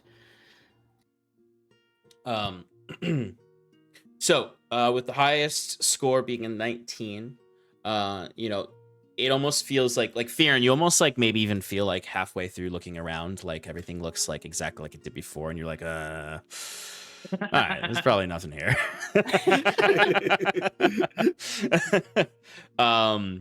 With a 19, though, Bruce, you and Jacquet are able to do a slightly more thorough look.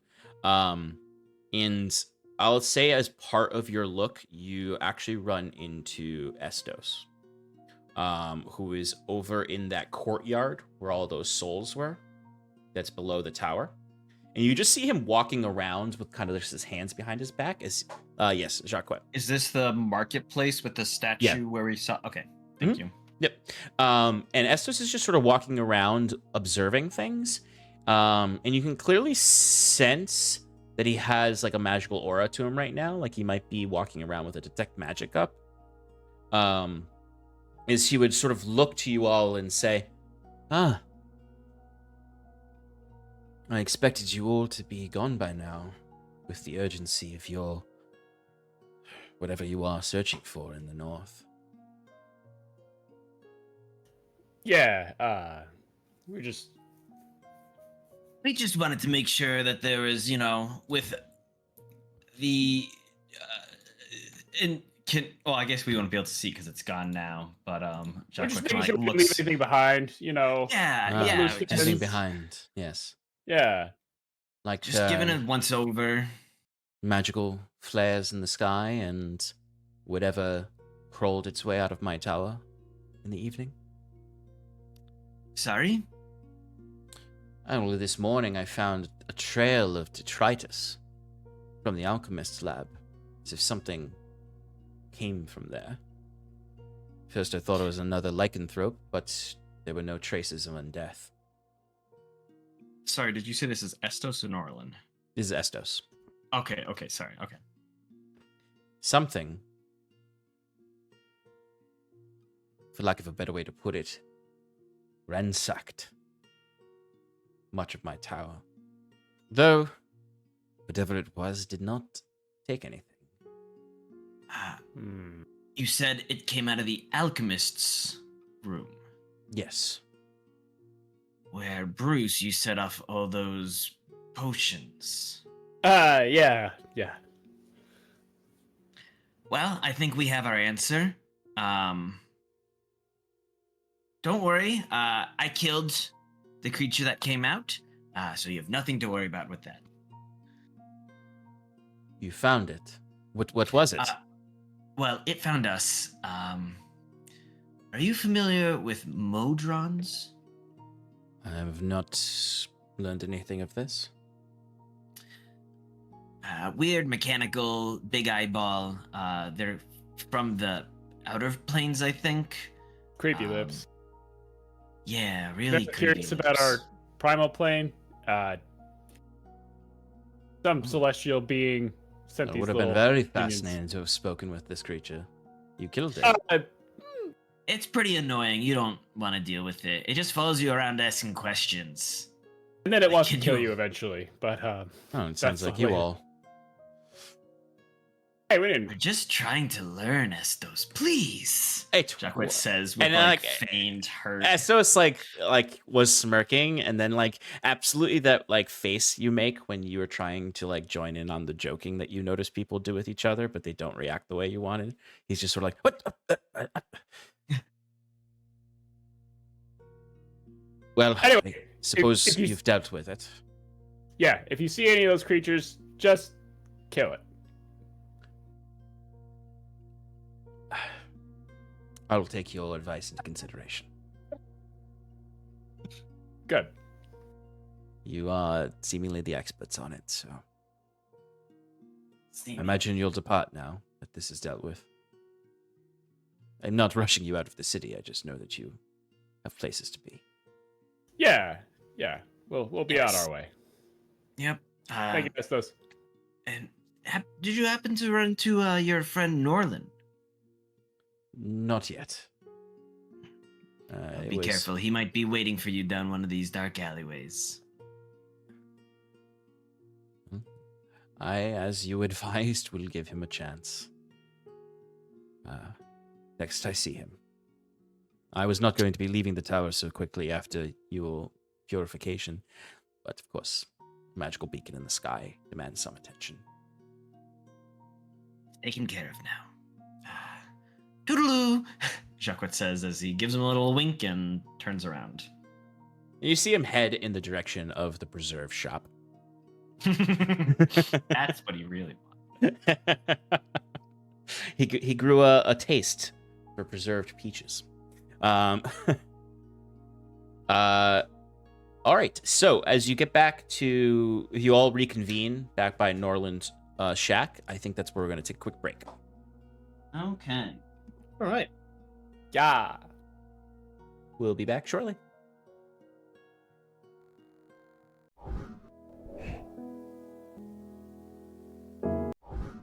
Welcome back, viewers. Unfortunately, Shannon wasn't feeling so well, so she had to step out.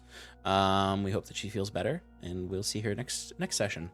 Persico is just off somewhere, so he'll return, I'm sure, in mic form and burp into the camera.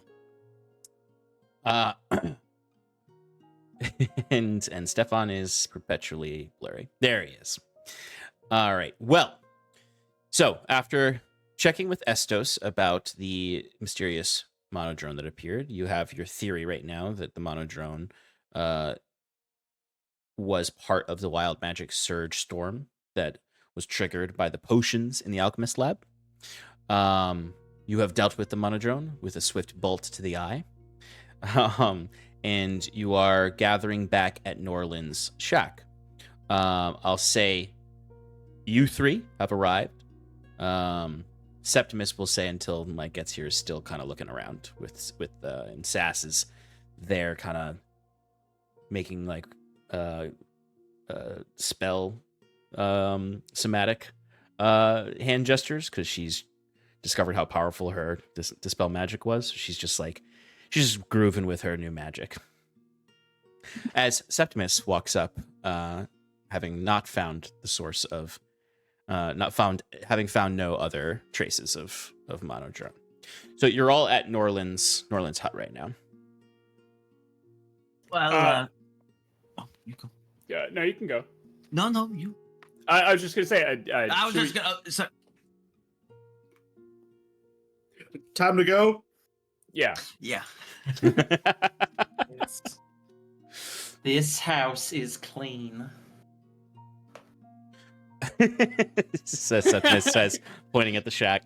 I would say Should we leave a note for Norland and Declan? Quick little. Thanks for letting us stay. No need to leave a note for me. As Norland comes around the corner with his usual lantern staff in hand, Declan in tow next to him.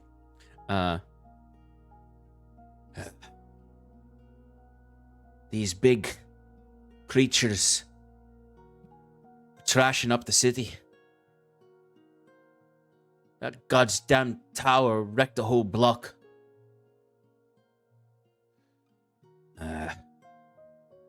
Appreciate what you've done here, but there's a whole new set of work to be done.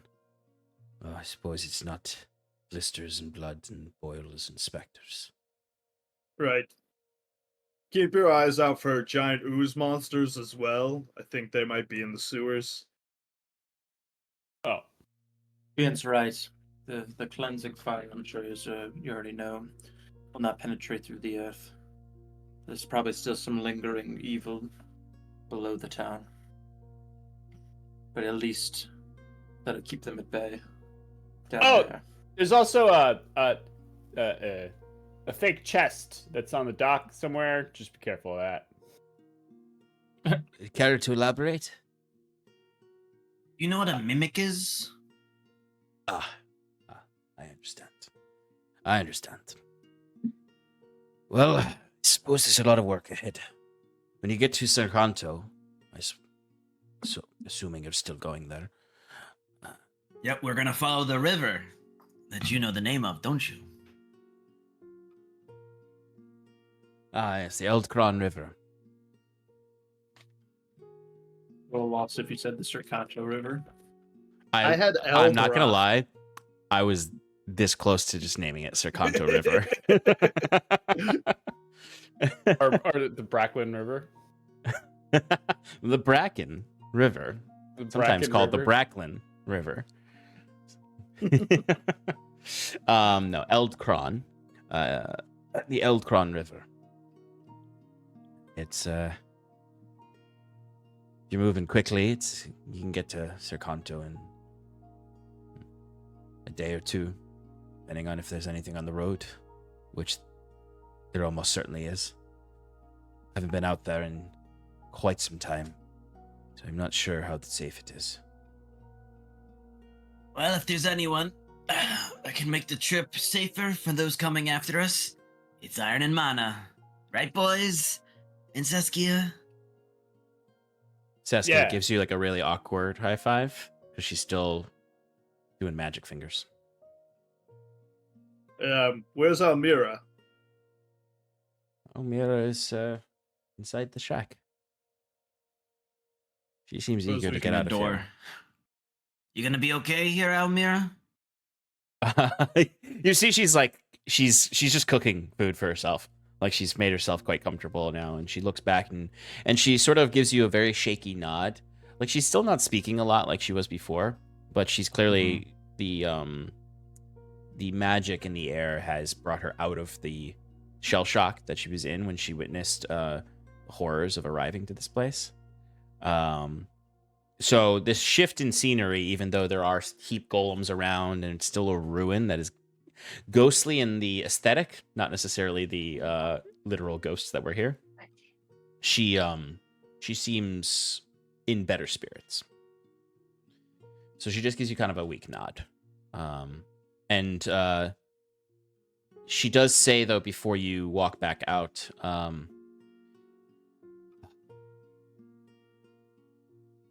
understand that my father and his crew are going to come get me at some point, but I do hope to see you all again, Iron and Mana. You no doubt will. Hopefully in happier ports. And safer Hmm. waters. Travel well. I'll keep an eye on the docks for your return. Or however you're going to return. Yeah, we have a method.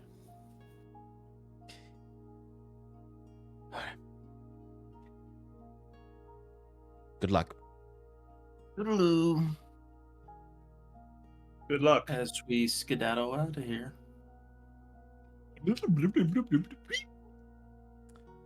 All right. So, is there anything you want to do? Last chance to do anything in Stormbreaker Landing before you head out onto the road. Think I'm I good. want to set fire to everything. Okay. Jacquette begins laying out alchemist To fire Nolan's throughout house. the hill. Turn the whole city just into a big blessed wart fire. No, can we go to that mimic and just kill it from afar? just pitch pot shots at it until it's dead. Yeah. I guess you technically could. See what's it's inside. alright. See what's inside. Yeah. Yeah. All Save right. it for Norland. He'll probably need a magic item or two to survive. Yeah, because I mean that is ultimately the thing. Is like you know, there's still the entire region is still like infected with this rot in there and whatnot. Right. What's gonna happen is Declan's gonna get eaten by it. Oh no! Oh I no! Oh no! As I mean it sucks. that is the like. Currently, that mimic is the apex predator of that dock area, and Declan is not. Anyway, He's the apex prey. yeah, you guys are gonna come back here and find like Declan has rapidly matured and is like a soldier guarding the walls when you come back, captain of a kobold platoon. He grew like 7 feet. All right. So, you go back to that little square with the fountain, the dead fountain, that is now just empty. Like there's no water in it. It's dried out. The waters that were in it that were corrupted have evaporated essentially. And you can see the main road leading to the gates of the city. And there's a feeling that overwhelms you as you're standing at the end of this road, looking out to the darkness beyond these gates. Because it's all the more pronounced now, the fog and mists that envelop much of the Gosu haunt when the area you're in is no longer affected by it. So, like, beyond the walls, whenever you look that direction, is just sort of this large, imposing wall of mist and cloud and fog that you occasionally would see vague shapes within. It's a reminder that, yes, you've purified this city, but as you stare out at these gates, there is still a sickness to this land that you've not completely gotten rid of. Mm.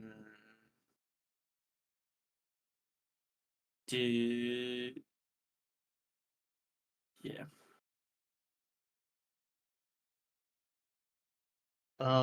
We keep going. Yep. Fiona's gonna lead the We way. don't look behind us. Man, if we had some of that blessed wort, probably come in clutch. We would Yeah, I burn was about through it to. too quickly. No, nothing. I gave it the bloom back to Norland. Yeah, that you was know, more just to be like, oh, wouldn't it be nice if we had gotten more of that, but that's fine. right. I mean, I don't think we would have had enough time to, harvest enough to make this trip. We would have ran out quickly if we just used what I had. Well, It's better that he has it so he can create a foundation for it. Hopefully hold back whatever is happening to this land. So you creep closer to the gatehouse. As you're having this conversation, you continue talking. Mm-hmm. We should be aware, alert. I'm not sure how we're going to handle resting yet. Hopefully we can find some place, fairly safe along the road to rest tonight. I repaired my little miniature house or tower. We can rest in there whenever we need to. That's good. Maybe use your mechanical friend to scout ahead for us as well. Yeah, it just if that's the case, I'm gonna need somebody to hold my hand or guide me because I can't see forward. If we do that, Right. Fjern just lifts him up and puts him on his shoulder. oh, that works perfectly well. And Bruce lets Lollyrock go to scout ahead. Sure. Every time. As right now you find yourselves in the tunnel of the gatehouse. You almost feel like it's you're in the same place you were a day and a half ago, resting in a gatehouse tunnel. As you look out and you can see, it's not that it's completely a wall of fog. You can't see ahead of you at all. You can see probably about 30 feet ahead of you before the fog becomes too thick. And at any point, you essentially can see in a 30-foot radius around you moving through. Can Lollyrock fly above the fog, or is it yes. Okay. Yeah. But Bruce can only maintain connection to Lollyrock for 100 feet, like a regular familiar, for as far as visuals and auditory. So, where would you just like to generally scout ahead 100 feet or so, Bruce? Yeah. All right, give me a perception check. You can always do perception checks to try to discern deeper into the fog. But 30 is the default radius, I'm going to say, roughly, for your vision within the fog of the road. 21. 21. All right. So Lollyrock is moving ahead and looking through. The main features of the road that you can see is one, you can see, especially if Lollyrock just kind of does like a 100-foot swoop around, sort of in a half circle arch in your perspective. One, Lollyrock can sense or hear and see somewhat the river itself in the distance. Certainly you can hear the river. And you can see as you go further ahead that the road kind of does curve and go to where it is along the river. You can hear and clearer days see the river from the road.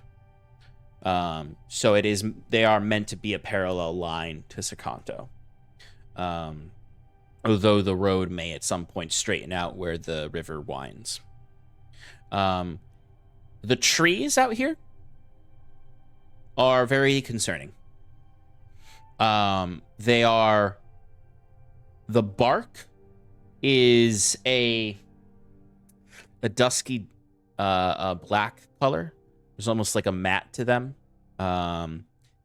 Almost as if they look as though they are almost like ashen, like they were burned and now have sort of like a layer of ash on them.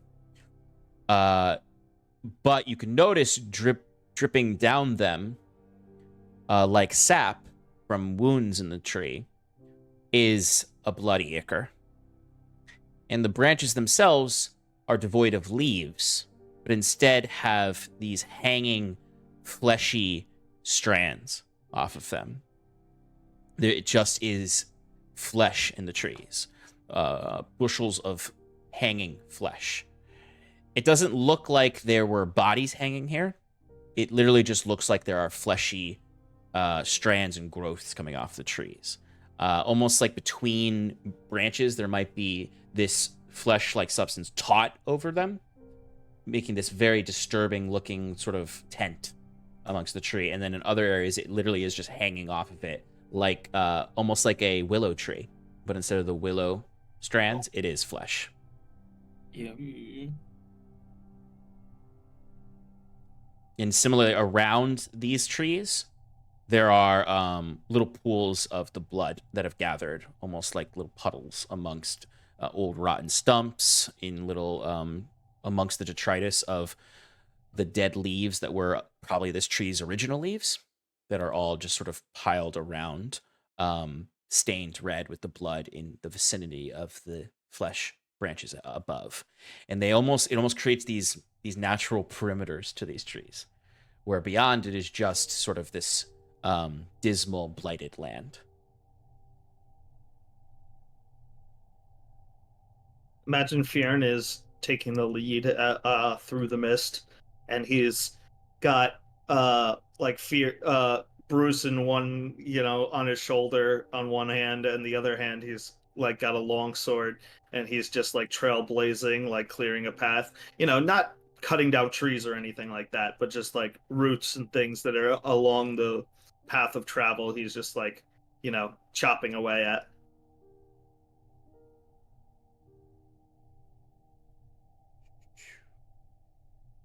Jacques will be taking up the rear, keeping an eye on the back.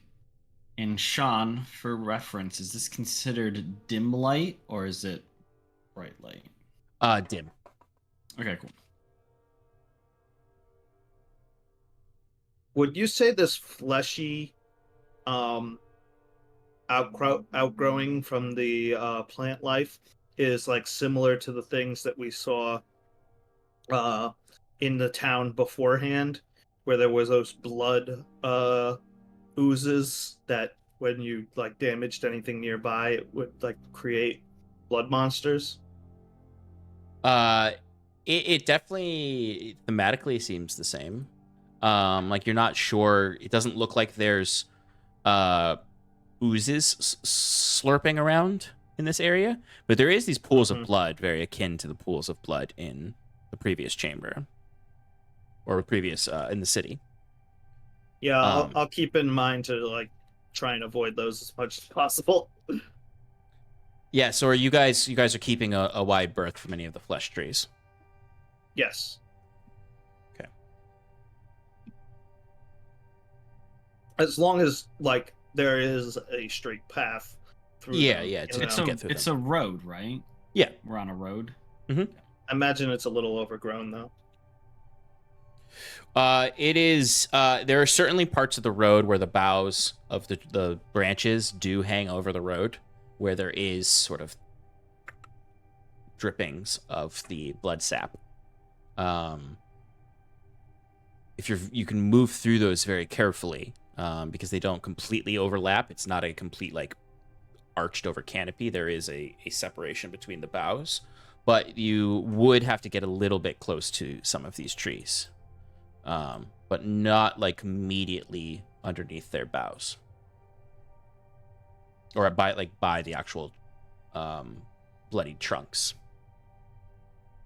All right, yeah. Whatever I think I can clear out with a swift, cut of my sword, I'll do so. But if it's unavoidable, I'll carefully navigate through it. The road stays relatively clear of like the actual trees themselves. Like the road has not been maintained in many years, of course. So there is some growth here, but it's not like wildly overgrown because most of the life here is dead. So there's not really like a like imagining like massive vines and ivy. Those things have not grown here. It's the only sign of life are these blood trees. Okay. Yeah, I think that. I mean, I understand. I think Fearn would mostly be doing it also to show that, like, or just to make it clear for passageway to know where we've been, as well as clearing the way for anybody who future travels this way. Yeah, absolutely. So it's as you are moving along this road, that at a certain point, you're walking for maybe an hour, and you're avoiding these trees. There's a few areas where the blood's dripping over, but you very quickly and quietly, or very carefully, sorry, not quickly, avoid the droppings. I imagine it's any time it's been raining outside and you kind of just rush from underneath a tree where there's more drops coming down. Occasionally you might get a drip of this blood on you, which, if you were to touch it, it is sticky like sap. But you don't get a lot on you when you're passing under these.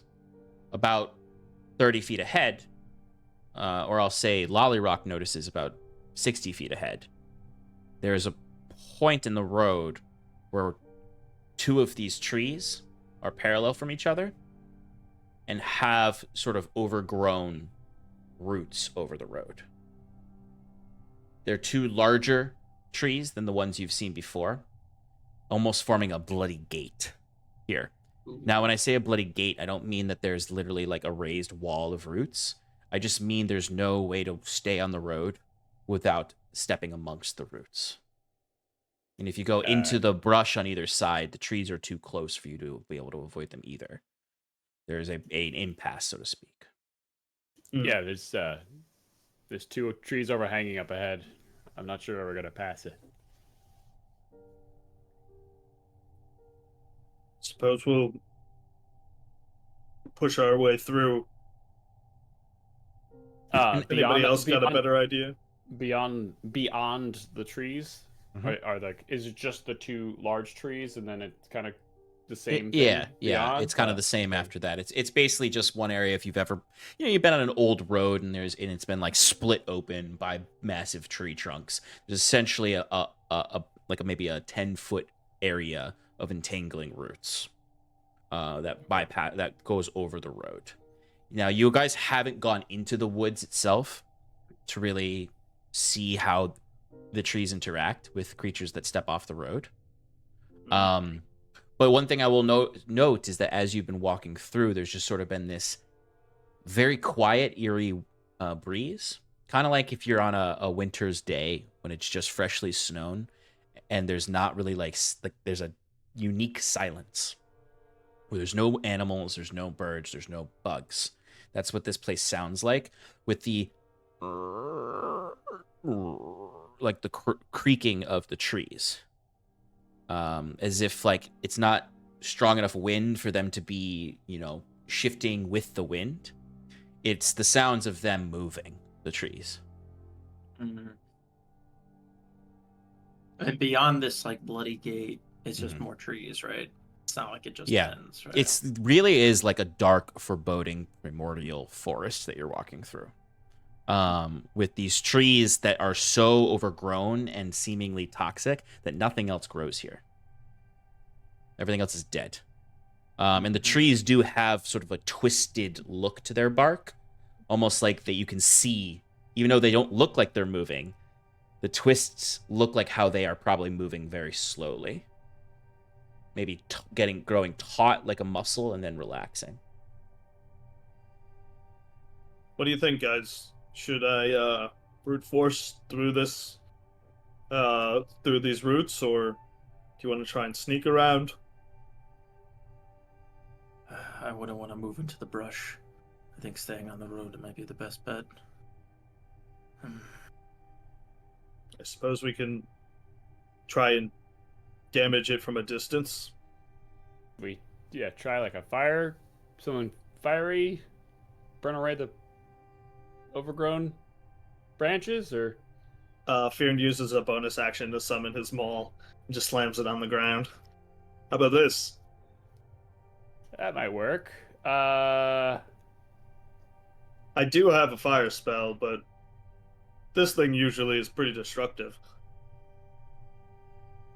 Do I have anything?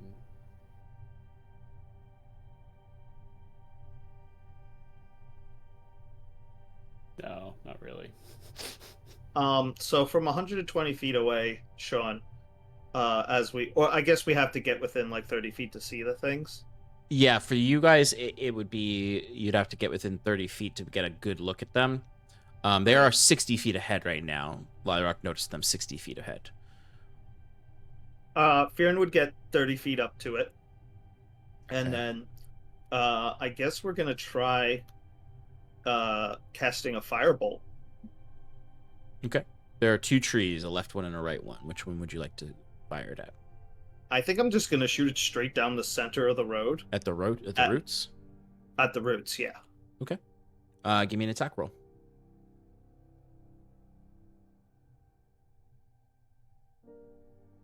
15 to hit. 15 will hit. Go ahead and roll damage. 14 fire damage. 14 fire damage. Nice. So, Fearn, the bolt goes out. Hits with a little sort of small little burst of cinders onto the roots. As you can see, it's sort of it definitely like sort of combusted some of them. You can see kind of they kind of, some of them light up in a small fire, and some of them do burst with sort of a splattering of this this sap. And as that sap splatters, it itself ignites, and then the fires start to spread over the trees, as it seems this sap is highly flammable. Oh shit!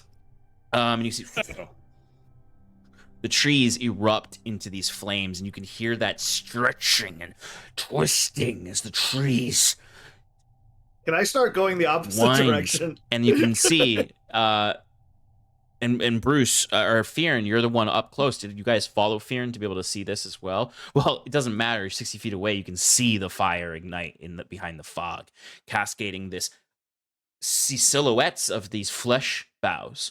And as the trees start to twist and writhe, Fearn, you start to hear the sound of creatures. Something scratching. Bruce, are you still looking through Lollyrock, or did you stop when you guys were talking? I imagine. Or did I you would've look put back him when he down. was attacking?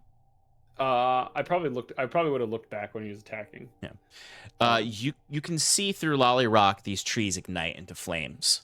And you can see it's not a subtle like twisting just on their bark. You can see them writhing back and forth, the boughs moving about. And you can see amongst those mangled roots, you see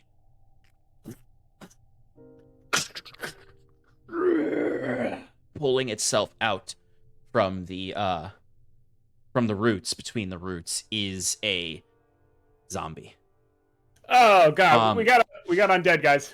The zombie is completely covered in this sap, and it stands up, and it is immediately aflame. Oh, it's on fire. Burn it, burn it. I would like you guys to roll initiative. It's Oh. already burning. I can't do more than that.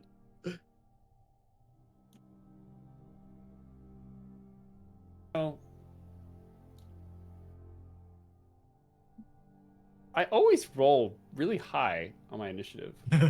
Yeah, me too. I don't. Boom. Big money. Big money. Every time. Oh god. I don't know what you want from me. I'm just a man. We're just simple men. Someone roll for Saskia. All right, yeah. 20 to 25. 21. Oh, sorry, Saskia. You're 28.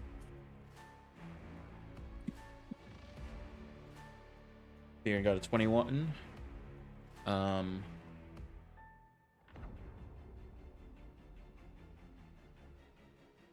Okay, 50 to 19. 19. Nice. 17. Nice. 10 to 14.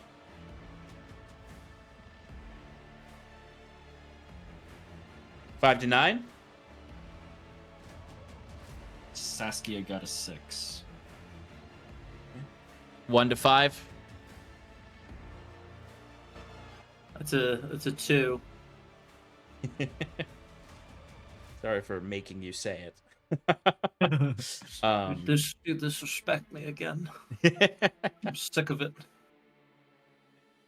Oh my god. All Oh let me my roll God. one. Oh, yeah. Also, Saskia cast mage armor on herself this morning.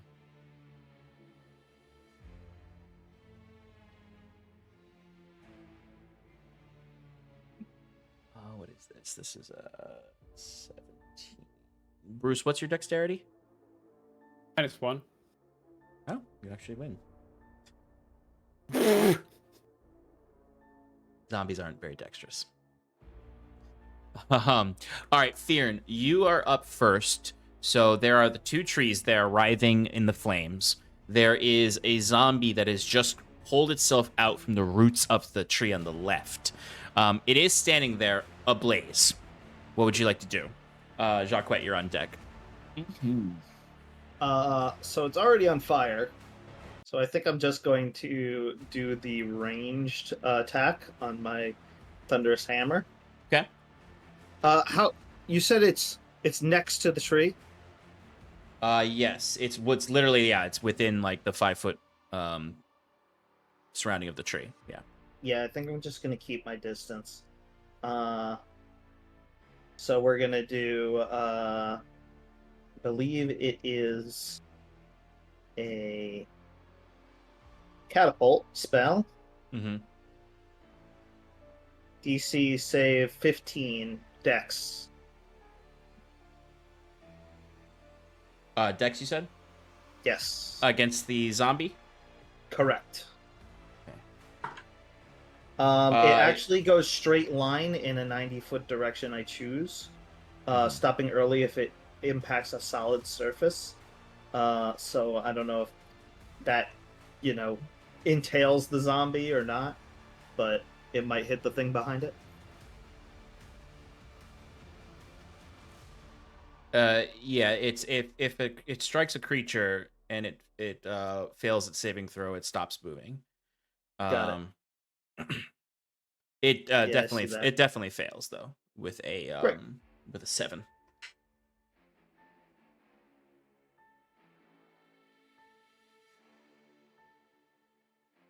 It's going to be 16 bludgeoning damage.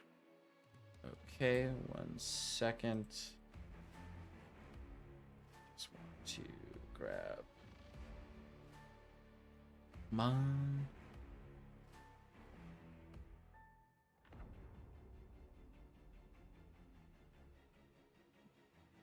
All right, 16 damage, you said? Yes. And because I attacked it with a maul, can I force it to make a con saving throw to knock it over? But you You use didn't the attack with catapult the maul. feature. I used the feature on the maul. Yeah, but the feature's independent of a regular maul attack. It's catapult. It just does the effects of catapult. Unless that's in the description of the ranged portion of it. I can read it. No, that's not how effects work on weapons. You either make an attack with a weapon, Or or use you the use feature. one of the weapon's features, which usually say, as an action, you can.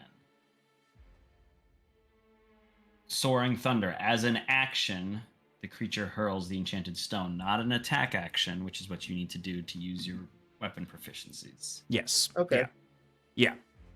So unless you use an attack action, you can't use the weapon masteries. But the Soaring Thunder does hit it. And you said 16 damage? Yes. 16 damage. Excellent. Okay. So, let me just roll its Undead Fortitude. What? But the DC's pretty high here with the damage taken. It's 21, so I don't think it can... Well, it could, actually.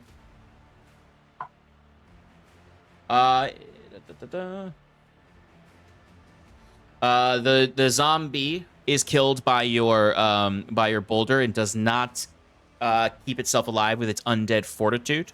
I will say these zombies do have the minion quality to them, but they do also have undead fortitude, so they can survive an attack that they take damage for. But this one does not survive, and it explodes with the being ignited and inflamed with the sap that is drenched throughout its whole body. In this moment of its death, it does explode, which doesn't deal any damage to you because you're too far away, but it does deal some damage to the tree. Yay, Cool. tree. You get that tree out of here. As the tree takes 8 fire damage. 8 tree damage. I will say that it does look as though the tree is somewhat resistant to fire. Okay. Impossible, Sean. Impossible. Possibly.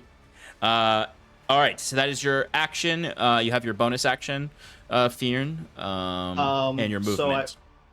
So I am going to use my bonus action because now that the hammer is far away. Well, can I if I don't recall and I just run up to it, can I get I could get the thing back, right? I mean, yeah, I guess technically you could just go up and manually grab the boulder, but it's magical. The thing is that the boulder doesn't stay on the maul unless it has been thunderously recalled, because the maul has always been a long stick that doesn't have like a traditional like wedge keeping the boulder at the top. It has always been connected to the staff of it by magic. A visitor. Okay.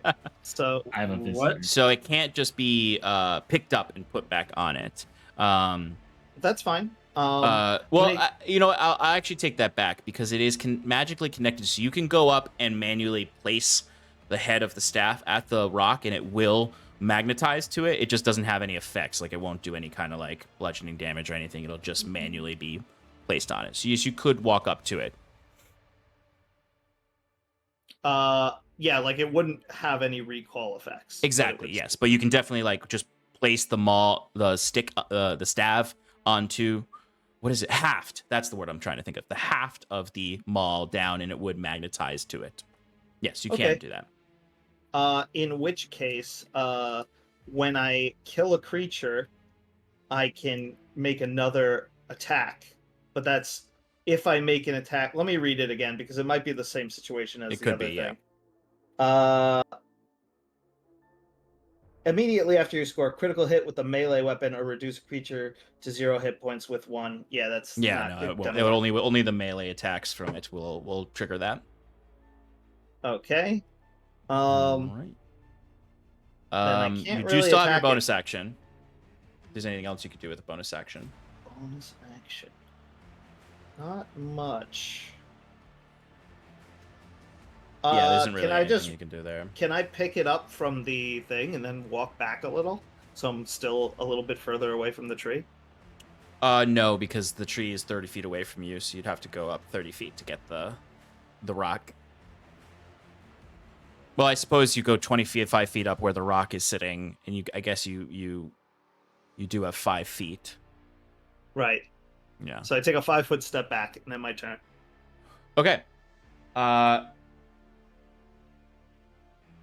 You are going to take an attack of opportunity. Sorry, it has reach. Okay. There's no good way to demonstrate that when it hasn't attacked yet. for you to know that you were entering its melee That's range. fine. No, makes perfect sense. All right. But I don't think it's gonna hit with an 8 to hit. Nope. All right, you're safe then. Okay, turns over. All right, Jacquette, you're up. So there's 2 trees and 1 zombie. Zombie's dead. There's 2 trees. Oh. 2 trees. Theron killed the zombie with his catapult. Right. Mhm. Which tree looks more harmed? The tree on the left has taken the fire damage from the fire You said the bolts. resistance of the fire, right? Yes, they do seem to not be like you would assume this tree would be burning much more than it is when you look at it. All right. What are we thinking? You think they can be poisoned?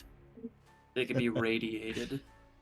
Probably definitely radiated, but I'll just do damage. All right, Jacques. Are they I just- Are they undead trees? That's the big question, right? They have undeath around them. All right, so Jacques. So the fire is still lit. Is there still like dim light being cast or bright light? I guess? There's bright light being cast. This is the way I'll put this. This is lightly obscured. That's the rule that we would use here. Okay. Um, Which means what in these days? I know, right? It's like I say something that has established understanding, and now I need to go look up. Yeah.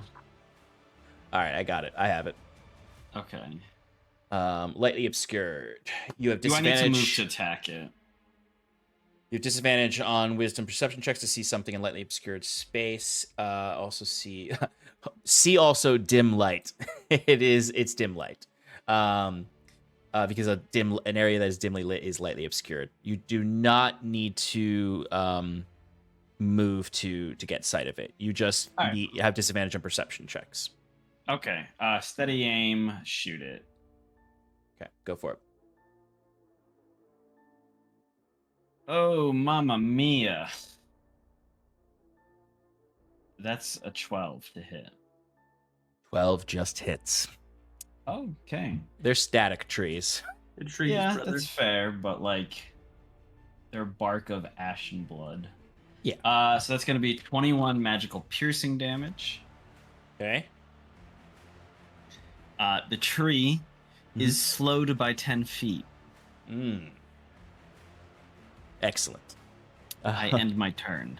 Okay. 21 magical piercing as the bolt flies in with a splatter of this blood, flammable blood sap.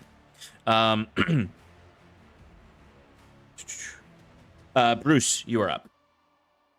All right, so the tree that has taken the most damage thus far, Left tree. the left tree. Oh, tree A. The tree A, yes. I'm sorry, tree A. Tree Tree 1, tree A, left tree. Tree A. Tree A. Bruce is gonna reach into his bag of, and he's gonna pull out his new femur. And he's going to point said femur at said tree. Yep. And he's gonna twirl it in the air. It's gonna form little cracks all along the femur. Break apart and then hover in midair, all these little bone fragments, and then he's gonna say, "Blight." And he just... Okay. That is a con save, right? It automatically fails because it's a plant. You are correct. It does. Which is also an indication with this spell being cast that this is the creature type is plant and not undead. So it does, because I wasn't sure in my brain. I was like, does it automatically fail or does it get double damage? But it is automatic. Failed. No. Yeah. If you target a plant creature, it makes advantage. It makes the saving throw with it. Wait, that's legacy. What does the 2024 blight say? A plant creature automatically fails the save. Alternatively, non-magical plant that isn't a creature, such as a tree or a shrub, doesn't make a save and simply withers and dies. But this is a magical plant. It is a magical plant. Yeah, so a plant creature just fails. Yeah. Anyway. Oh. Oh, okay, I see. So because it's magical, it takes the damage. If it wasn't magical, it would just die. Okay, Right. cool. That's 35 necrotic damage. Oh wow, this is Yay. stronger than the old blight because the old blight, a magical plant gets disadvantage on the saving throw. Yeah. All right, 35 necrotic damage. Excellent. It's resistant. It's immune.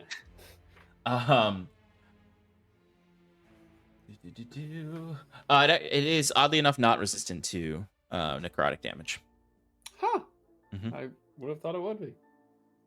Yeah. That'd be good. No, oddly enough, it's not. Oddly. Exactly, it's odd. It is odd. All right. Anything else, yeah, Bruce? I think that's it. All right. And you used that at the 4th level? Yeah, so I Okay, used 4 cool. charges. Cool. Just double checking. All right. It is the zombies' turn.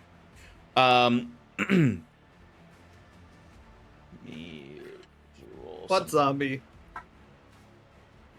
Ones that are going to show up. The several that crawl out from the roots in front of you, Fearn. All right. So let me see which way this is going to split. I'm like 15 feet away, I think. You're 10 feet away. I thought I took a 5-step back. Oh, no, you're correct. You're correct.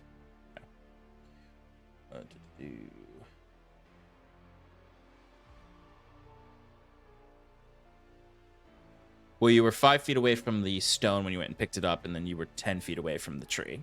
If we're thinking in like how a grid would actually work. So I'm thinking of like a line, right? Yeah. So the tree's here, the zombie was in front of the tree, and then I was in front of the zombie. Yeah, and in a battle map, that would be 10 feet away from the tree, 5 feet away from the zombie. Right. So then I took a 5-foot step back from that location. You're correct. You are correct. Which is also why the attack of opportunity was triggered, which means you're 15 Right. feet away. Yes. Thank you for walking me through that. All right. All right. So 3 zombies crawl out of the roots of the left tree, or tree 1, or tree A, if you so wish. And 2 zombies crawl out of right tree, if you will. They all ignite immediately upon being on fire, upon the trees also burning. So the 5 zombies are going to rush you, Fearn, Okay. and make a group attack against you. Wow. Okay, so that is going to...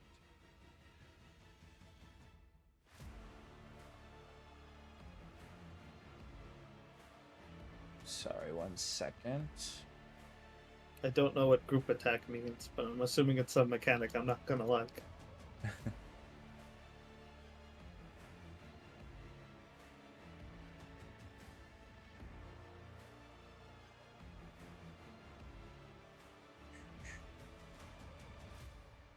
Group attacks. There we go. Single.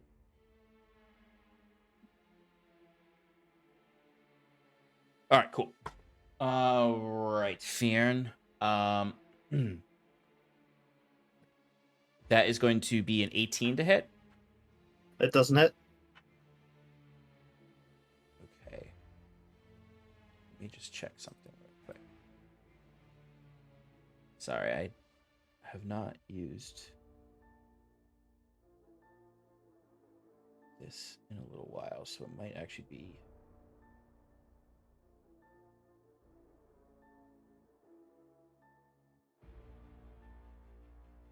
I'm sorry, it's actually a little bit more than that. I was mistaking. It's a 21 to hit. I'm gonna use a shield to block it. All right, so 5 zombies essentially all swarm you, Fearn, and all of them lit on fire in various states of decay. And as these sort of flaming claws grab at you, you the shield comes up and they can't bypass it as they're just clawing at your shield at this point.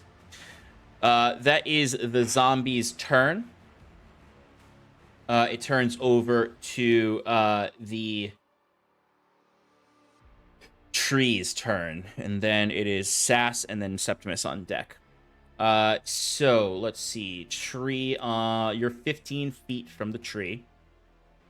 And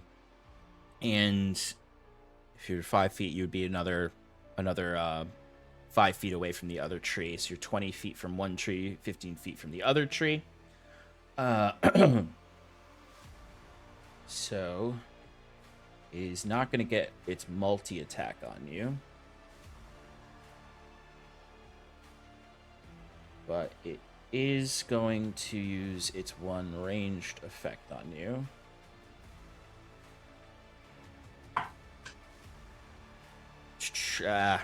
Not gonna hit. 18.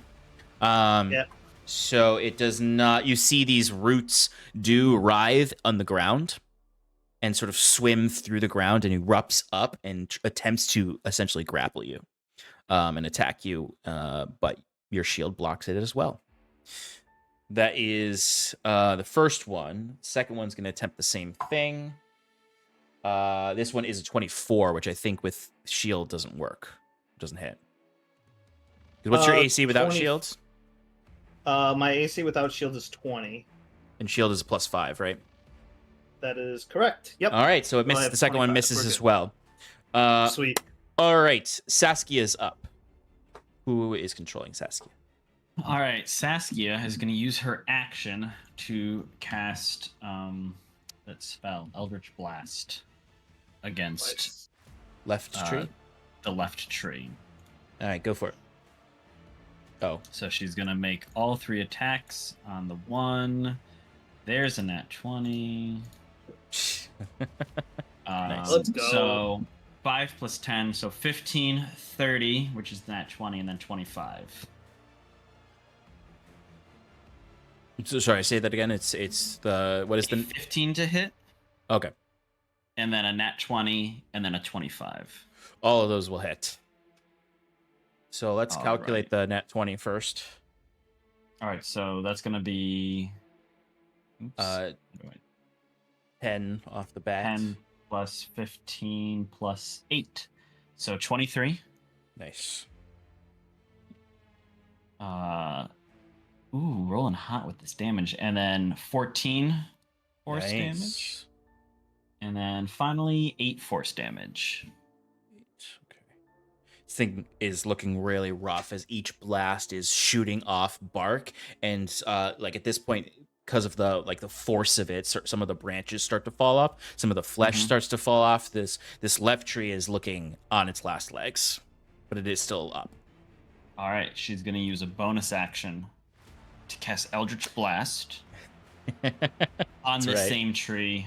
We're XCOM rules, pumping everything into it. We're not gonna risk it. We don't. In this house, we don't split fire. For any of you at home that get that reference, let's play Warhammer sometime. All right, so the illusionist bracers light up with her eldritch energy to allow her to cast Eldritch Blast a second time. 27, 22, 22. All hit.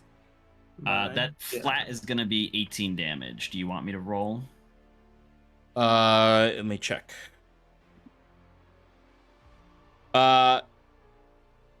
Yeah, there's a very slim chance it won't die, but if you rolled like all low. Okay, first one is 6, so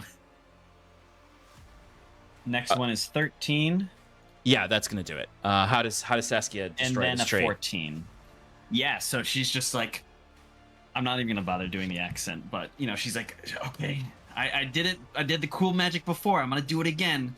And these bracers, they better help me out. As she's like, hurls the 3, and then the bracers like light up with the Eldritch Pound. She's like, oh fuck yeah, let's do it again. And it just eviscerates and just blasts apart the middle of the tree, causing it to collapse away from the party. Okay, excellent. And it does sort of like this like rushing of flames shoots up the tree into the sky with each blast, like when you drop a fresh log into a bonfire, and all of those cinders go up as you hear that split, and then the tree collapses down away from the party as at the roots, or at the trunk where it just collapsed, you can see just sort of this like dissipating necrotic energy that was behind this tree, as all of the flesh sort of immediately rots away to just blood. And there's no more flesh in the trees. It is just now a dead tree that has fallen over. And is still burning. It'll burn itself out eventually, although the fires may spread, so I would maybe suggest putting them out before you leave if you wish, or letting a wildfire go. Who knows? Anyway, I think that's everything Sass can do, other than move if she wanted to. I don't know how wide this road is and how clumped up we are, but Sass would just kind of like... Road is 10 feet wide. Okay, then whatever. She'll stay where she is. Her and Jacquette back to back, like, oh. Okay, yeah, absolutely. Yeah, because like right now it is the four of you kind of in a cluster on that road. Mm-hmm. I imagine it's Jacquette and Sass in the back, and Bruce and Septimus right in front of you two, in kind of a box. While Fearn is up ahead, is up 45 feet ahead of you guys. Oh, right, that was Saska's turn. Septimus, you're up. The left tree has collapsed and has lost its necrotic essence and has died. You still have right tree, and there are still 5 zombies on Fearn. I prefer Tree B or Treeb. Treeb is still alive. 5 zombies on Fearn. How far away is he from me? 45 feet. Oh no. You said 45 feet? Yeah, he's 45 feet away. Okay. And again, I'll the move as close zombies as- are following minion rules, which means overkill is in play for ranged attacks and melee attacks. Okay. Ranged attacks, you can overkill in a line, so you can shoot through a minion. Melee attacks, you can any minion within 5 feet of you can be part of the overkill calculation. Well, I'm going to just rush up to as much as I can, 30 feet. Mm-hmm. Cleric. Turn undead. Oh, finally, I give you a cleric moment. So you're using Thank you. Turn Undead. Is there been any changes to Turn Undead with the new rule set?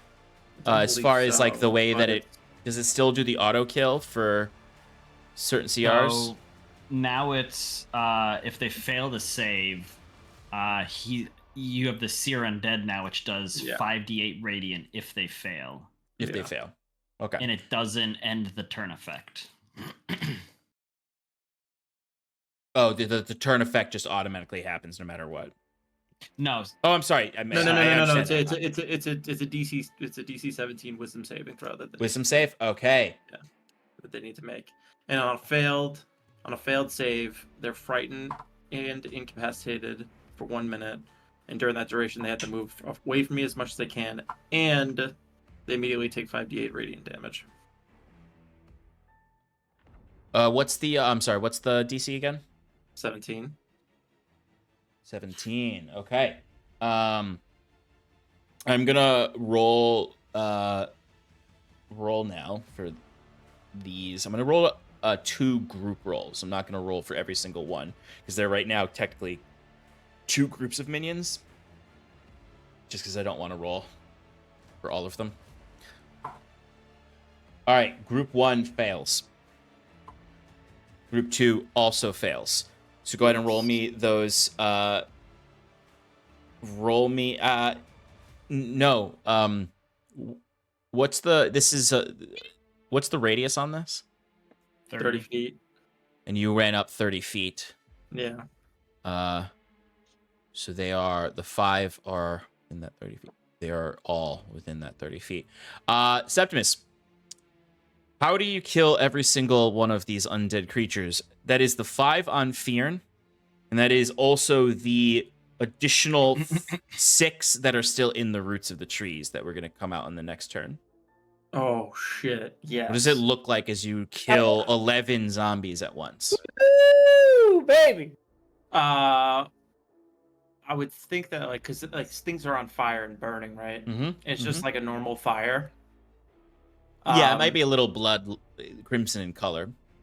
That red orange hue of the fire. You see, it turns down for a minute and then just erupts in the light blue flame of Septimus's machina worship. As it just whips around and consumes all these zombies, going through Fearn, but obviously not hurting him, but going through all the other undead zombies as they just burst into these radiant flames. Absolutely, and the additional benefit of you destroying them in this way is that, Fearn, you were not affected by 5 fire zombies exploding at once. I thought that was gonna happen. No. The radiant flames. It was just like, I'll blow everyone up. And I'm like, No, no. the radiant flames negate their firebomb effect. Thank goodness. As they just disintegrate, essentially, as opposed to explode, with this blue flame that's almost combating the red flames of the blood trees. As the 5 disintegrate around Fearn, and then you see the 6 trying to crawl out, almost like when you pour water into an anthill and they all come rushing out. Except they immediately disintegrate into dust when they breach the roots, and the sear undead affects them. So you have killed all of the zombies, and it was radiant damage, so they cannot use their undead fortitude. I was waiting for this. I wanted to use it during that whole last encounter going through the lighthouse, and I was like, I couldn't. Absolutely. There is still Tree left. Tree is not affected by this as a plant. Can we just walk by Tree? I mean, you probably need to put the fires out to comfortably walk by. Because the whole area of Tree A is still on fire. So you'd have to walk through flames, but if you put the flames out, although I have demonstrated already that the trees sort of become aware and are aware of you and do have a ranged attack. We should probably take care of all of this for the people that will be walking on this path after us. All right. Timber. Oh, he's No, not that's here. last campaign. Yeah. With that in mind, Fearn, you are up now. You are 20 feet from Tree B. There are disintegrated zombies all around you. I go straight up to Tree B and I whack him real hard. All right, go for your attack on Tree B.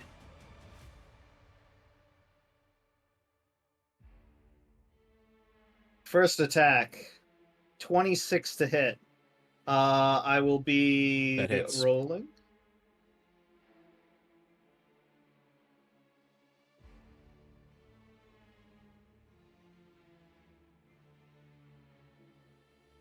So it's either 21 or 28. I'll take the 28.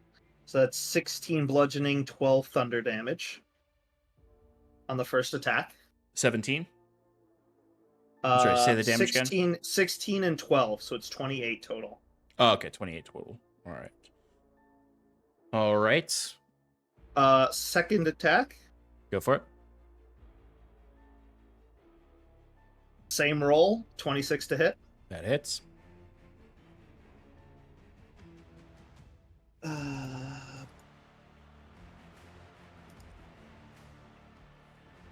Let's go, big damage. 23 on my second attack. Excellent. Third attack, Mm-hmm. 24 to hit. That'll hit. Okay.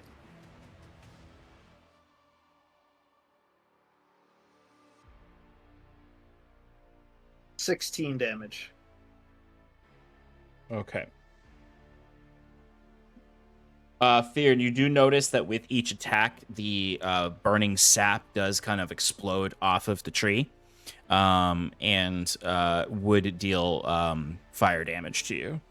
So during that, I get to do some what do you call it? Fighting style stuff. Okay. So I'm assuming I can't topple a tree. It is, yeah, you can't, it is immune to the prone effect. Yeah, so the first one would be a sap, which would give it disadvantage. Okay, these are not attack, or like its next attack on its turn, yeah. Its next attack on this turn. Okay. The second one would be, I guess I can't do much else, because I guess, can I try pushing it 10 feet? It's rooted into the ground, it won't move. It cannot be Larger, pushed. smaller. Okay. It cannot be pushed. It is immune to being pushed. I will do the last one for fun, which is the slow technique, and it didn't have a speed anyway, so. Yeah, so long as it's rooted, it can't be pushed and can't be moved against its will. Yep. With physical means, at least. All right, so you are going to take some damage. You're not going to let me knock over the tree, Sean? Nope.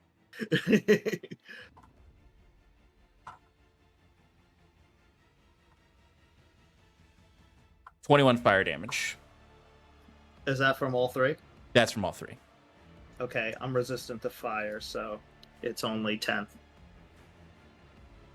11. Don't I roll down?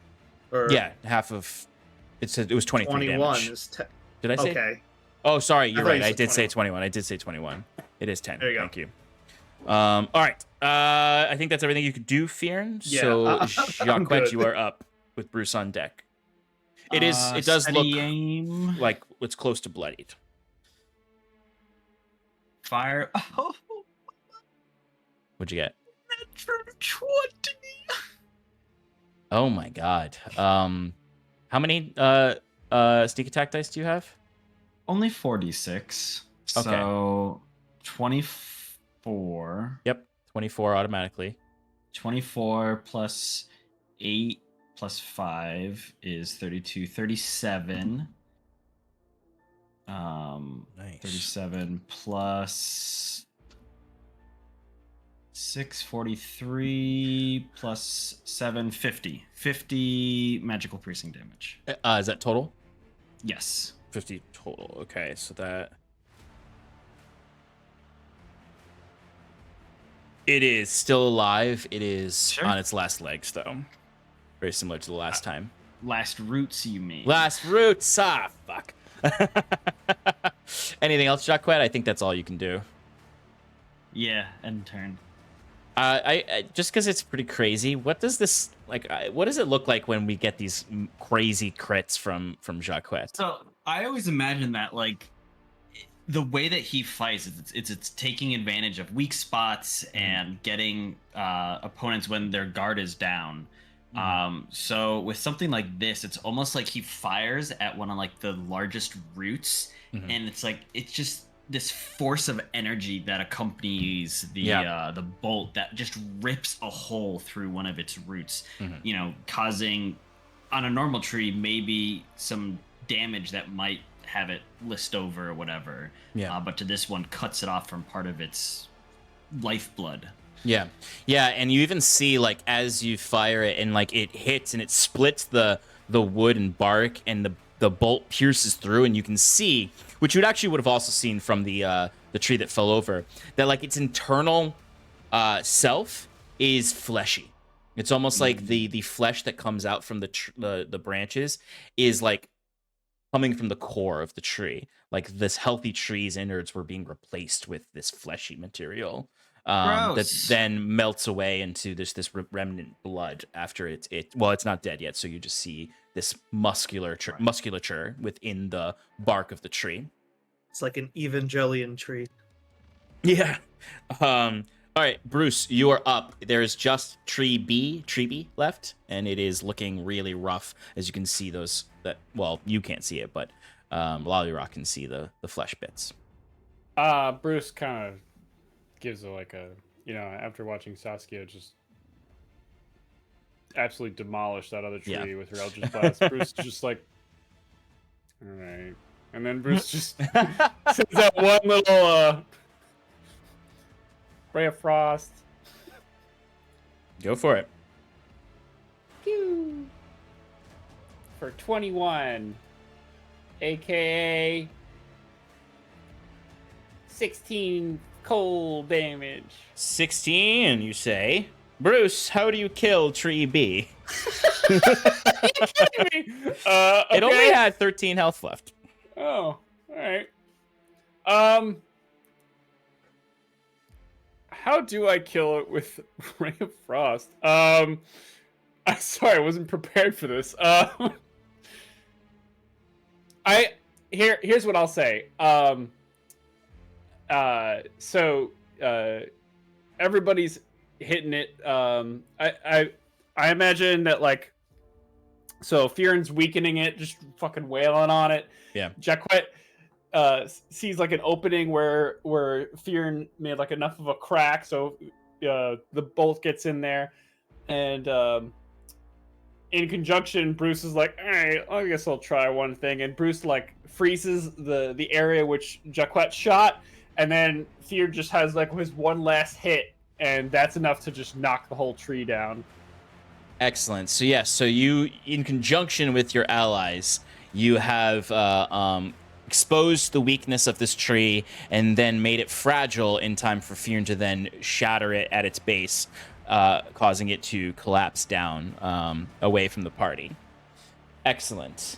Fear, and I forgot to do it on Jacquet's, but you will take some area of effect fire damage from the 2 attacks. Hit me. All right, so the one on Jacquet's turn is 7 fire damage, and then on Bruce's it's 6 fire damage. So both of those halved. 2 threes, yeah, 6 total. Very good. All right. That brings these 2 trees down. Are we out of combat? You are out of combat. Great info, It is. yeah. What'd you say, Septimus? Nah, nothing. Can I? I will say, as you fall out of combat, the smoldering trunks of these trees are still there, and that like eerie quiet returns with just sort of the sound of the flames. But then over all of this, there's just this really loud, just creaking and cracking of the other trees in this area. They are not. It's hard to tell if they are aware of you, or if they felt the blood trees die, as if there is a root network here that potentially there is perceptive qualities to. They're just upset trees. It is kind of like the Fangorn scene in the extended edition. Got it. I don't like the looks of this, guys. We better get moving. Can I, Sean? Can I use my all-purpose tool to get the control flames cantrip and just start whipping away, or just extinguishing the flames? Absolutely. Jacquet joins him with the decanter of endless water, just hosing down.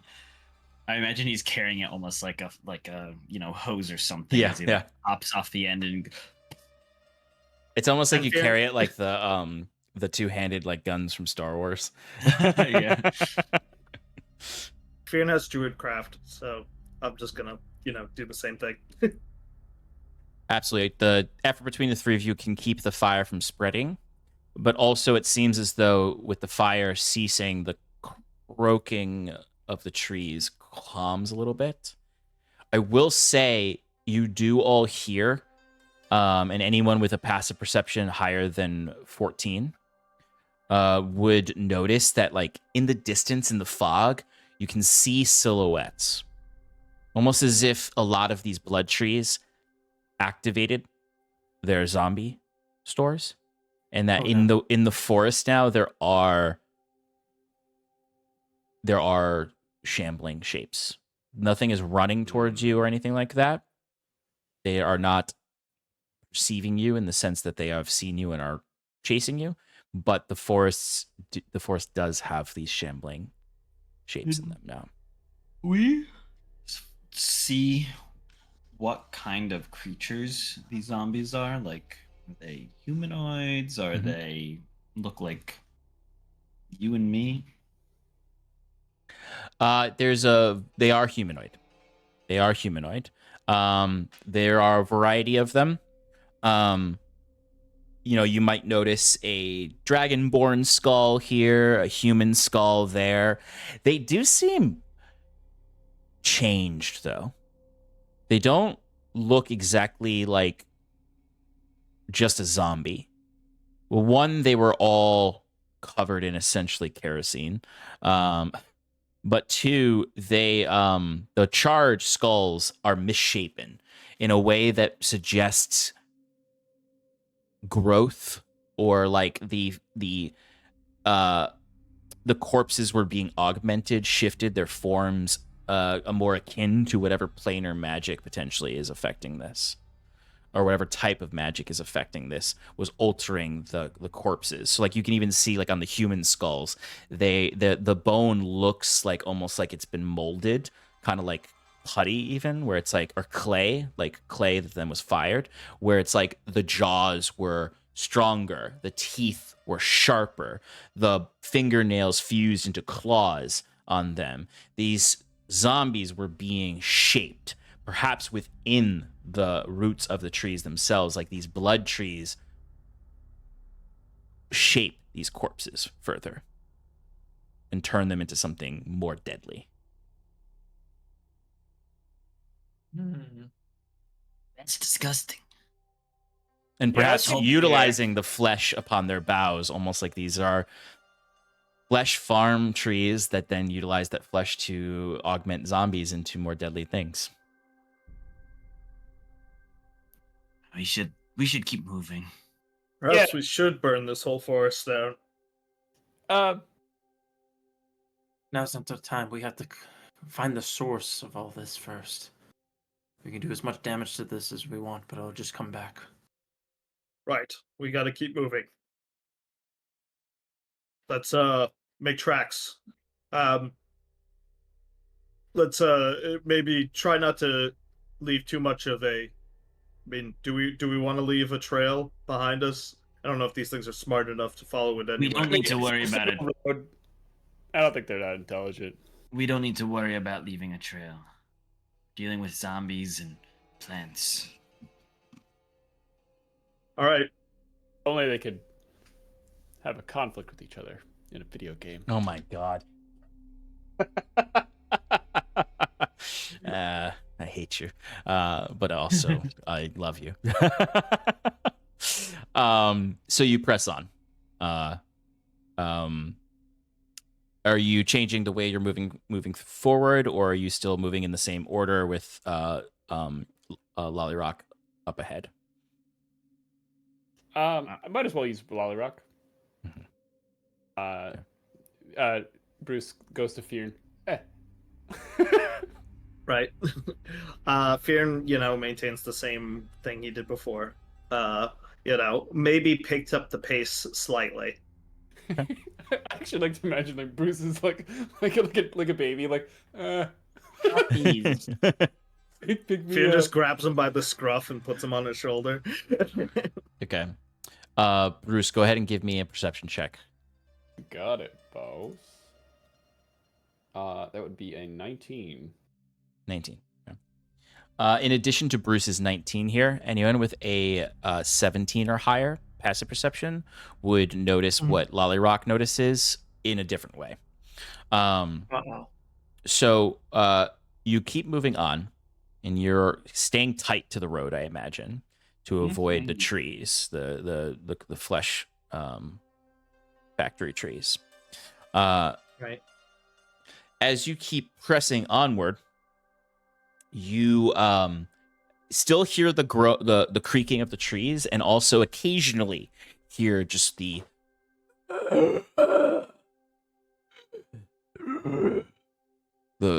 groans of zombies and the wet sound of their undead feet slapping against the hard earth, or perhaps hear them like sifting, walking through, or crawling through the large pools of blood that form in the roots of these trees, and amongst the divots in the ground around these trees. These trees do create sort of these pockets of puddles all around them filled with this blood that you would maybe occasionally, like in the distance, notice like a zombie pull itself out of, covered in the kerosene sap, the blood sap. None of them are very perceptive, though. So as long as you're staying on the road and are moving, and not clamoring around, you don't need to actively stealth. They aren't really noticing you. The trees are far enough away from the road here. What I'll say you notice, so those of you, Septimus, with the passive perception, and you go like a couple hours through the forest, where the road maybe bends and twists. At a certain point, you actually start to hear the river a little bit more to the west. The fog persists throughout, and it's around late afternoon, approaching sunset, and perhaps it's because it's getting a little darker. Septimus, you notice through the fog a very dim light, almost like the way a really distant lantern on a pier looks through the fog. Lollyrock would see this before Septimus notices that light. Lollyrock would see that there is a ruined structure, or a group of structures to the east of the road. And the road has a small little ruined cobblestone path that leads to these structures. They're thoroughly ruined, like collapsed walls. Possibly they may have even been ruined before the sickness even came here. But all Lollyrock can really notice about it is that there are these shambling shapes in there. And it's she, I don't know what, Lollyrock has no gender. The bird sees the silhouette of them through the fog. But what is also noticeable is the light, the same light that Septimus notices. Where Lollyrock notices 5 points of light floating throughout these ruined structures. Also can vaguely see that it looks like there are 3 buildings here. A larger one and then 2 smaller ones that are kind of behind the large one, almost in a triangle shape, a little square, if you will, courtyard in the back. But these lights just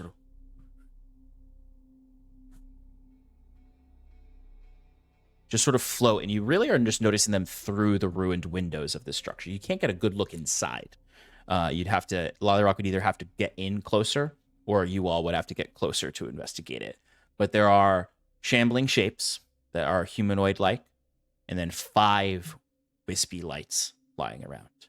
Septimus, you, as he's relaying this, Septimus, you with your passive can see ahead the dim light of these 5 moats.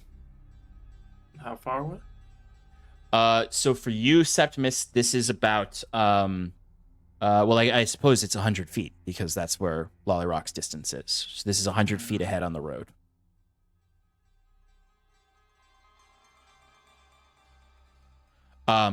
Lollyrock notices that there are a few of those trees near this ruin, but there's not like any amongst the ruins. Like there are 2 tree flesh trees that are near the back buildings, but they're not close to the front building. Okay.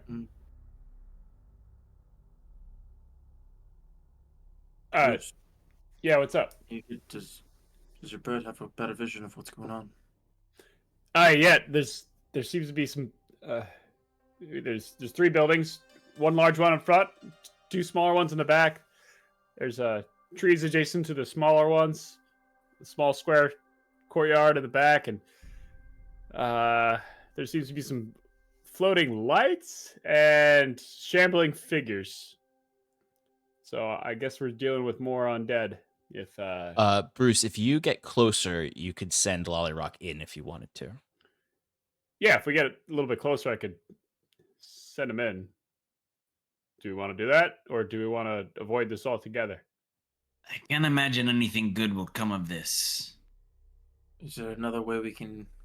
It's not obstructing our path, is it?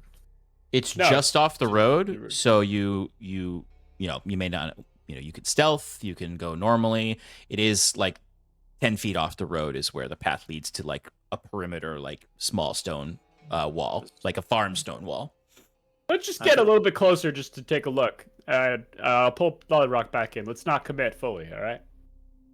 Please be careful. There's a lot of unknown in this area. All right. Okay, so what's the plan? You're gonna get a little closer, Just a little bit closer, just to send so Lollyrock can go in. Okay. Just to observe, and then if there's something worth noting, then just getting out of here and then continuing on our way. Sure. Is Lollyrock just gonna kind of pretend to be a normal bird and fly in, or like stealth? Yeah, in? sure. No. He's probably stealthing. Okay, give me a stealth check for Lollyrock. Yeah, Lollyrock just lands in front of one of these mounds and just chirp, chirp. I'm just a birdie too. Oh, Clayton. Ooh, +4 to stealth. All right. And like obviously, like you guys are 100 feet back. Like you're not like Hell yeah. like if Lollyrock is discovered, it doesn't mean they've discovered you. That will be a 21 for Lollyrock. 21. Yeah. Hot. Rolled a damn. 17, and I got a +4 for Lollyrock's stealth. Okay. Okay. Chirp, chirp. Chirp, chirp. Motherfucker. All right. I'm gonna kill an enemy with Lollyrock. with one Lollyrock day. and have it talk. The last thing they see is Lollyrock. Grabs their head with its feet. And... Oh my Stealth. god, yes. Stealth. Okay, so these things' passive perception is not high enough. It would be crazy if it was. So now that you're in there, give me a perception check. Okay. So I imagine Lollyrock flies into the large structure, which, by the way, when I say it's ruined, I mean like the roof is collapsed, the walls are still there in various like degrees of quality, but Lollyrock without the roll yet, generally you can see this kind of looks like it was a monastery maybe at one point, or a small church. This main structure. Small church. Okay. What was the perception check? 9. 9. Okay. So you mainly notice that there is sort of the remnants of what were probably pews, an area in the back where the wall is collapsed and there is a sort of altar. All of this is so ruined that there's kind of like lichen and moss growing over everything. This lichen and moss is relatively gray and green, mostly, in a state of its own undeath, it seems. Like that's the strange thing about like the grass here, is that it's not dead grass, it's undead grass in a weird way. It's like still like demonstrating the simulacrum of life. Like it's not wilting, but it is wilting. It's weird. It's strange. But even with a 9, you still notice one thing that stands out here, which is in one of the walls is what appears to be a crude shrine built that is not to whatever god this church was originally for. You presume this church was probably, maybe it had something to do with the Gleam and Thorn Circle. Maybe it was just a church like any of the churches you've seen in Hyven. But there's this crude shrine covered in the either actual blood or the blood sap of the flesh trees, blood trees, that is made up of several just sort of jagged pieces of metal, almost like swords and the heads of axes, even some like plow heads, just like whatever jagged metal could be gathered, covered in rust and this blood sap, all formulated in sort of like a splaying out somewhat like a flower, like a bloom of iron. In the center of that bloom of iron, there's something there, but your 9 doesn't get you it. And it's just viciously messy all around this. The shambling figures, even with that 9, you can get a glimpse of them because you're right there. They don't look rotted. They don't look bony or like zombies. In fact, they look like withered humanoids. Their skin is taut and looks like it maybe began to rot, but now is just sort of leathery and taut across their bones. And they all just sort of stand there, staring at the shrine, with, ragged hair that's unkept, filthy clothes that it looks like they never change into different clothes. A dim blood red light at the pupil of their eyes as they stare at this shrine.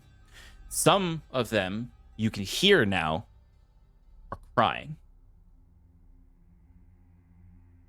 but they don't really seem to be taking any action. The wisps hover around them and sort of just start almost like scanning the area. One of them even like flutters behind Lollyrock, but Lollyrock stays perfectly still as it then moves on.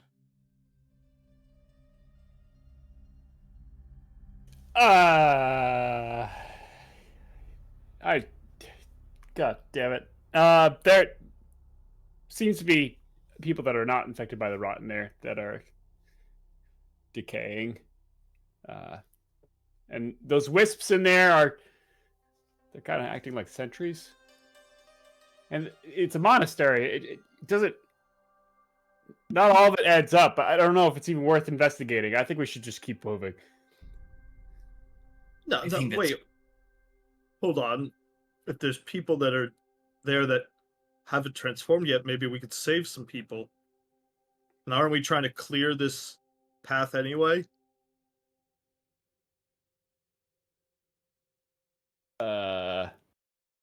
They look like they're living, Bruce. I don't think anything can live here.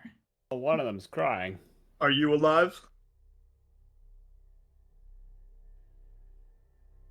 I'm not even gonna deign that with a response, Fearn. That's the stupidest thing I've heard. No. You saw what the trees did. They literally rot and fester.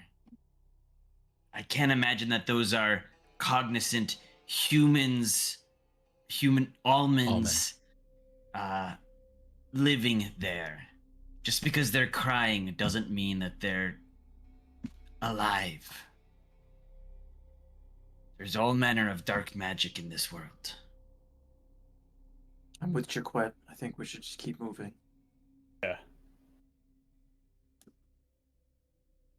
All right, I'll about come back. Chirp, chirp. Chip, chip.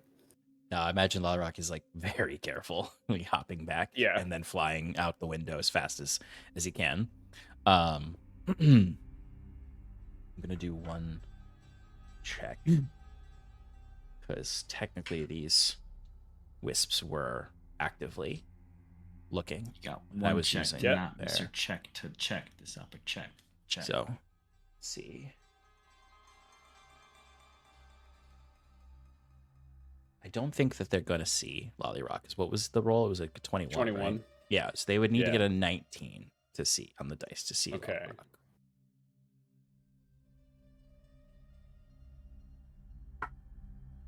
They did not see Lollyrock. Okay. So Lollyrock gets back. What's your next move? Continue How down the late road. is it? What'd you ask, Fearn? How late is it? It's approaching sunset, so you're looking at like 4:30. Well, if group about agrees, You're about halfway through your day's journey. okay. The group agrees. I suppose we should make some headway, keep some distance, so we can find a safe place to rest. Yeah. Okay. Let's keep going. How do you approach? Do you stay on the road in stealth? Or do you go into the forest with the blood trees? It's off the road, right? Only 10 feet off the road, though. Clear of trees, other than the two in the behind it. Oh, so I we have the see. stealth. We'd have the stealth by this. And the wisps are on the perimeter of it, so they would, if you're not stealthing, they'll just see you.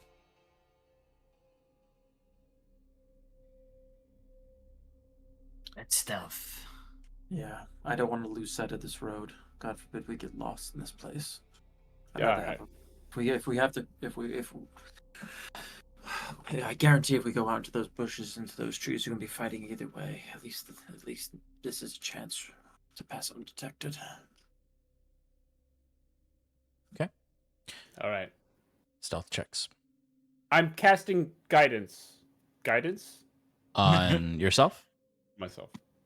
I'll take your guidance. I unfortunately can't. Septimus, do you have Wait. bless? I do. Bless Wait, don't just doesn't- bless so it affects attack rolls and No. saving throws. Yeah, never Yeah, mind. yeah. Never mind. I always forget that it doesn't affect skills. Yeah, it's whatever. It's fine. I have a disadvantage anyway. We're gonna get in a fight, guys.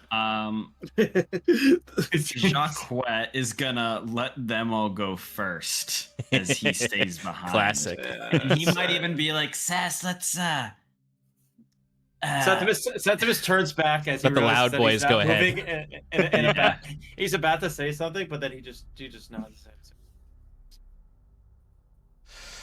All right. Can someone roll for sass as well? Yeah. No.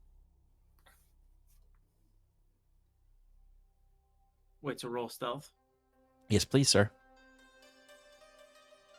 Okay. Not the worst in the world. That's probably the best stealth roll I'll ever get. What'd you get, Septimus? 12.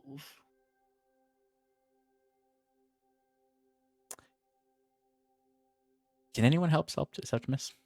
Oh. I mean, like, it's a collective roll, right? You know? Fear, what'd you get? Wait. Hold on. Since we long rested, my heroic inspiration recharge, so I'll be expending that to maybe roll again. Yes. Come on. Fucking Jesus. What'd you get?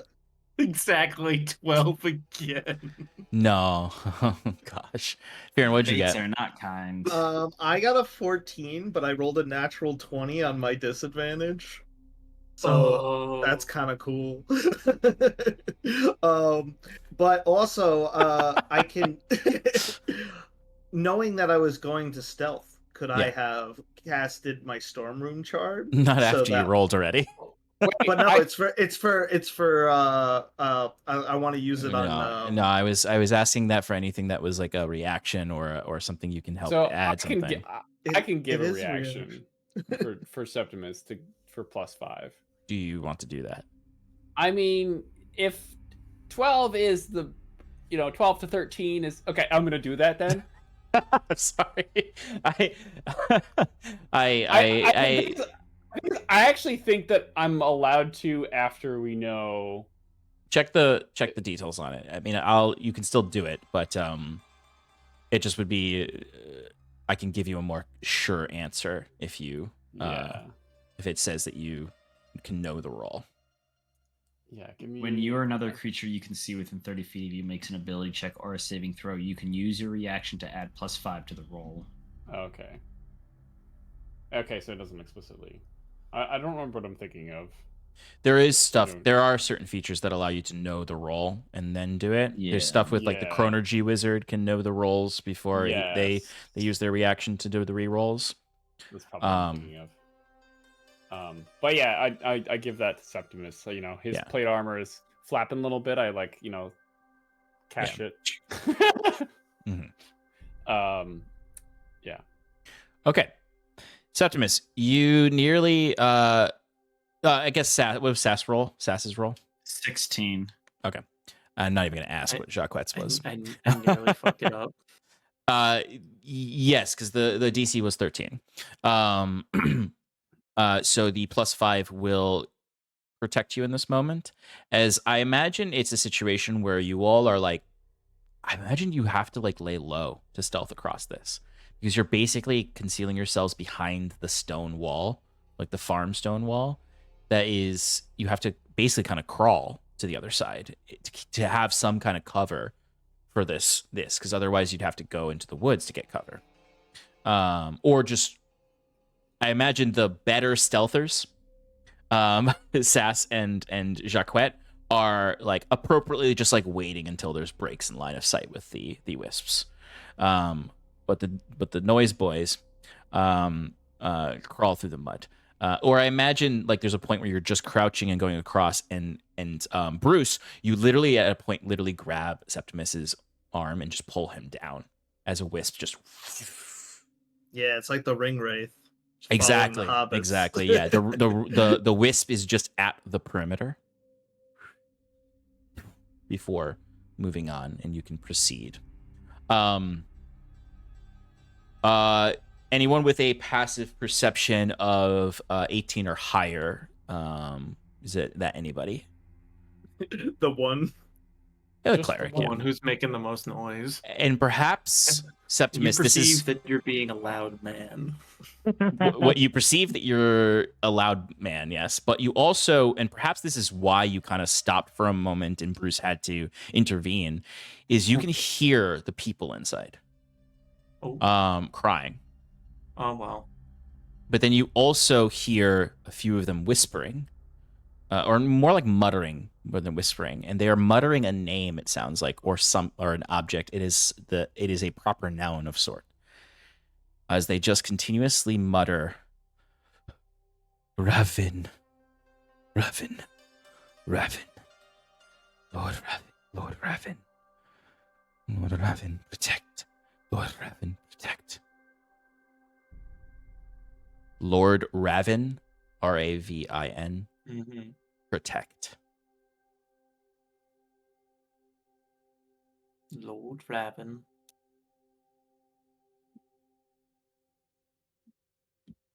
What? I'm not gonna say anything. Yeah. You all are able to bypass the bloody church. And I imagine you stay stealthing for a little while before you are probably another 100 feet on the other side of the church. And as you've passed this Church of Horrors and are back onto the Road of Horrors, although thankfully with trees at a distance, I think that's where we're going to call it tonight since it's 10:30. Alrighty. Thank you for joining us in the horrible, horrible lands of the Gosu Haunt. You have about a half day's journey still left in the day, since you got a late start to the day and you traveled about 4 or 5 hours. You're not quite sure if you'll make it to Serkanto today. You can take a little while. Well, maybe we'll take a little while at the start of the next session for you to examine the maps a little bit, to know how much progress you've made. All right, but that's it for us tonight, friends. Thank you for joining us. Hopefully you'll, wherever you are in the world, you continue watching this series with us. And yeah, that's all for tonight. We are going to send a raid on over to Just the Human, who is just doing a little D&D as well. I'm assuming they might be doing a charity, since they usually are doing charities. So go give them some love from us in Paradise. Otherwise, have a lovely evening wherever you are. Good night. Good night.